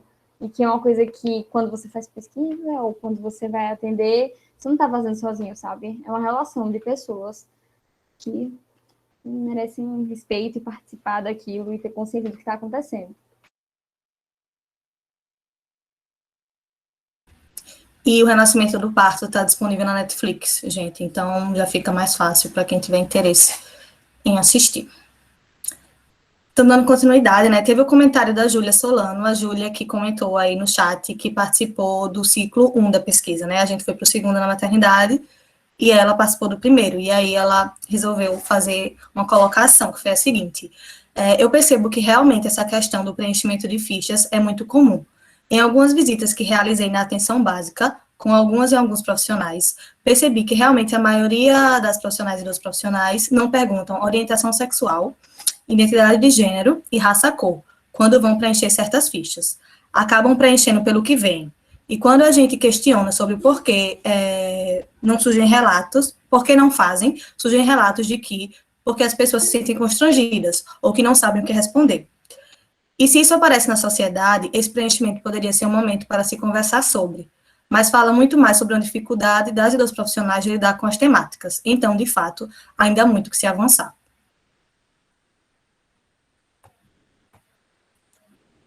Inclusive, a gente pedia, né, para as pessoas assinarem o termo o TCE, né, o termo de comprometimento para pesquisa, e também pedia para preencher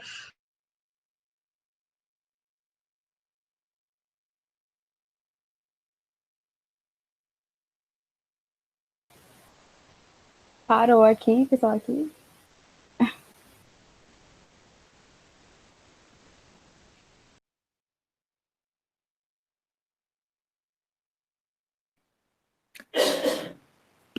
Lívia? orientação sexual, identidade de gênero, então Voltou. são temas ainda... Voltou?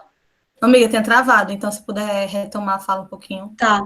Então, como eu estava dizendo, a gente pedia para as pessoas preencherem essa ficha com os dados pessoais, e nesses dados tinha raça, orientação sexual, identidade de gênero, e sempre surgia, assim, dificuldade para as pessoas responderem. Então, geralmente tinha confusão entre orientação sexual e identidade de gênero,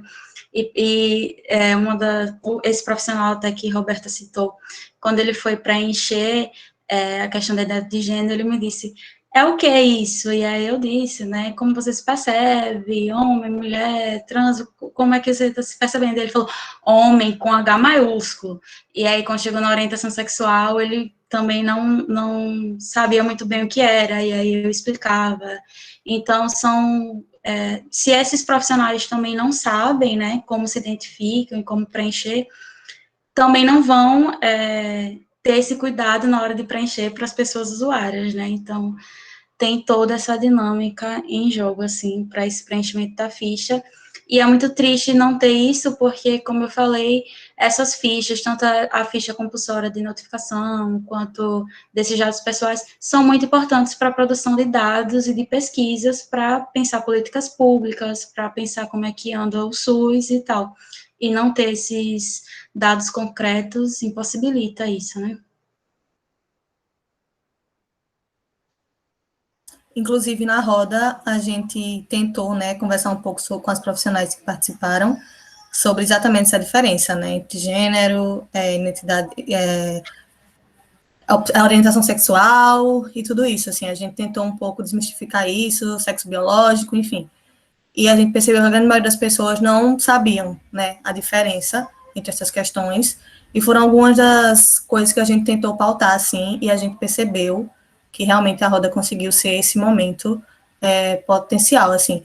E eu não acho que necessariamente a roda tenha transformado a prática em saúde de todos e todas que participaram, mas com certeza, né, elas pelo menos, desde aquele momento, assim, elas se colocaram muito abertas a tentar construir algo diferente a partir dali. Inclusive, agradeceram muito por esse momento de formação, né, que a gente considerou também a roda como um momento de formação, e elas mesmas falaram dessa dificuldade de momentos de formações como esse, assim. Então, a importância, tipo, da gente estar dentro da pesquisa, se inserir no campo e voltar para dar um retorno a essas pessoas, porque é algo que o tempo todo, né, até uma pontuava para a gente, que a roda era exatamente esse retorno aos profissionais e às profissionais que protagonizaram a pesquisa com a gente, né, porque é muito comum nessa prática, né, da academia, a gente vai até o campo, a gente faz a pesquisa, a gente colhe os nossos dados e a gente some e nunca mais a gente aparece, assim. E a roda, ela funcionou exatamente para a gente dizer, não, vocês merecem o feedback de tudo que vocês construíram junto com a gente, assim como, assim, a gente percebeu, compreendeu algumas coisas aqui, mas a gente quer saber como é que vocês percebem isso, porque talvez seja diferente, né? Então, a importância da gente, enquanto pesquisadoras, voltar ao local que a gente, né, se utilizou durante todo esse tempo para fazer nossa pesquisa e dar esse retorno, dar esse feedback do que a gente construiu ali.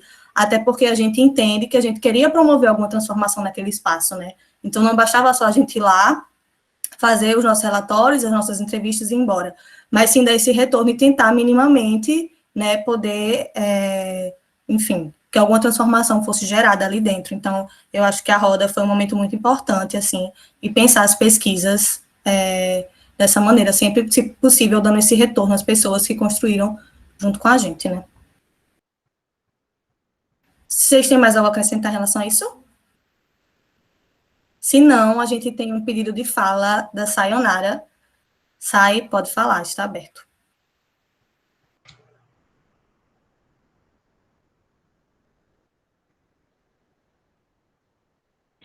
Boa tarde, gente. Primeiramente, eu gostaria de parabenizar as meninas pelas exposições. Foi uma roda de conversa muito legal.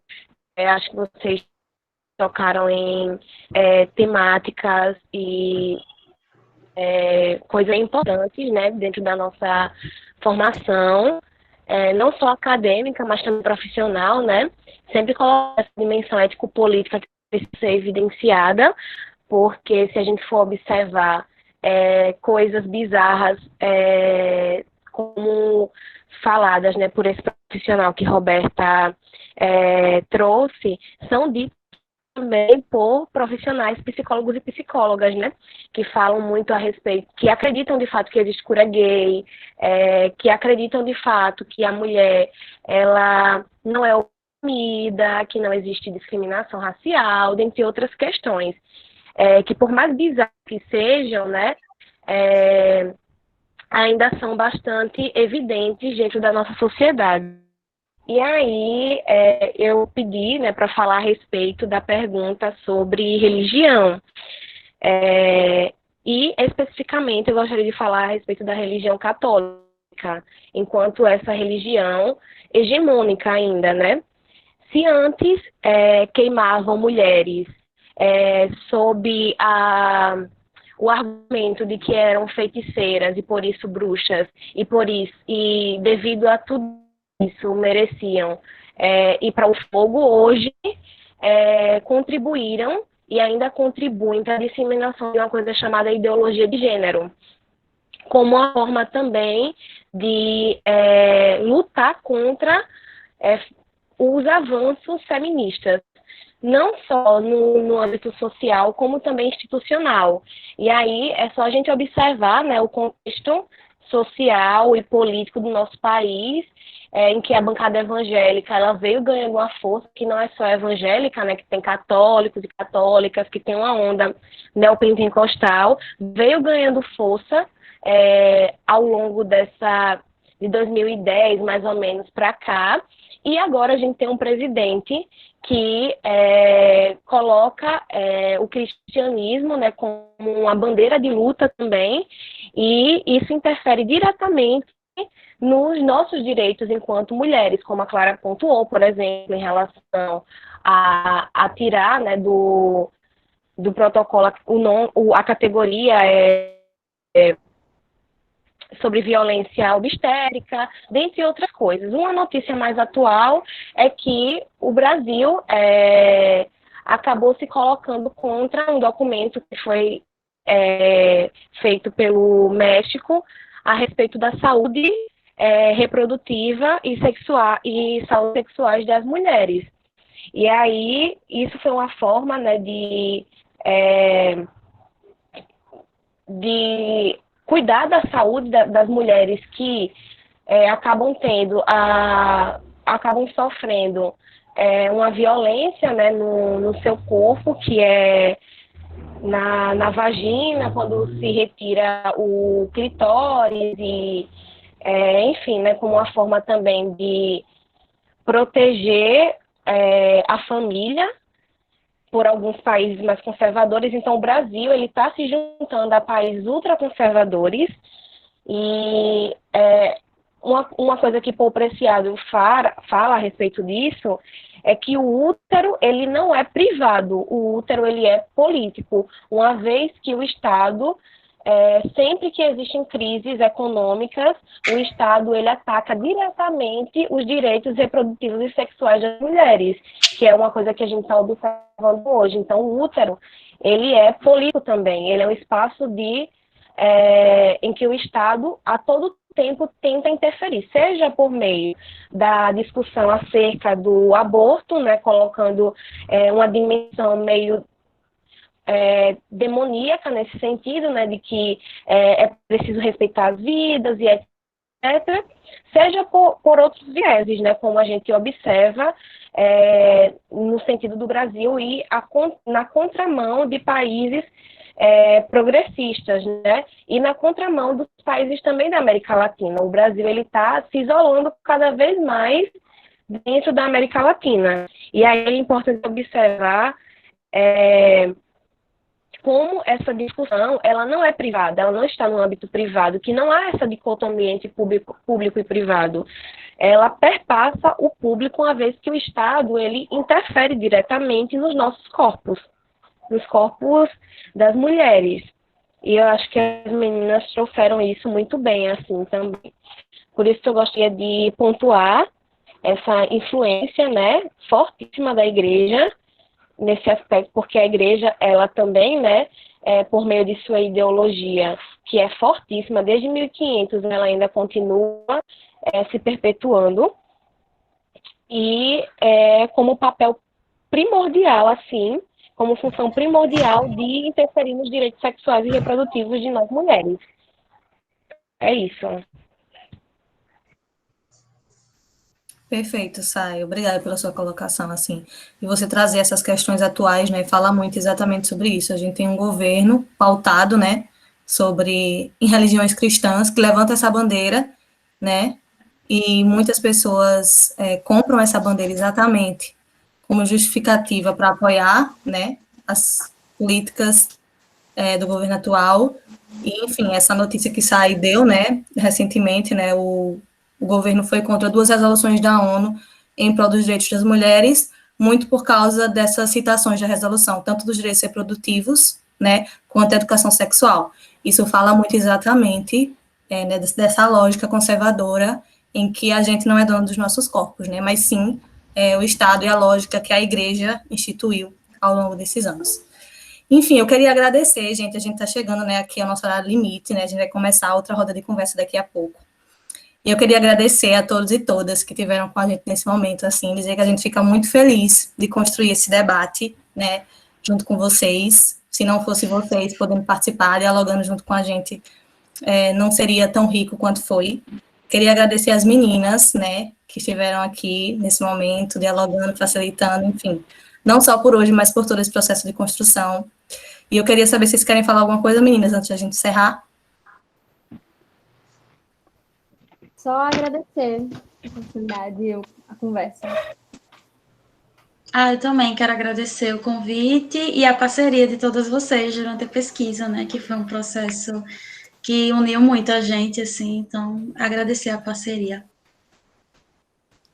Só quero agradecer também. Obrigada a vocês que estão fazendo esse evento. Roberto Samuel, principalmente. Duas coisas lindas da minha vida. Obrigada, meninas. Muito massa sempre estar com vocês. Só agradecer também, né? E vamos lá aclamar a próxima roda, né? Que também está cheia de gente que é querida, acho que pela maioria das pessoas que também estão nessa roda. E da gente construir junto. Eu acho que vai ser muito, muito interessante também, tá bom? Beijo, é isso. É isso, gente. Boa tarde. Beijo. Tá, Obrigada. gente, Tchau. até a próxima conversa.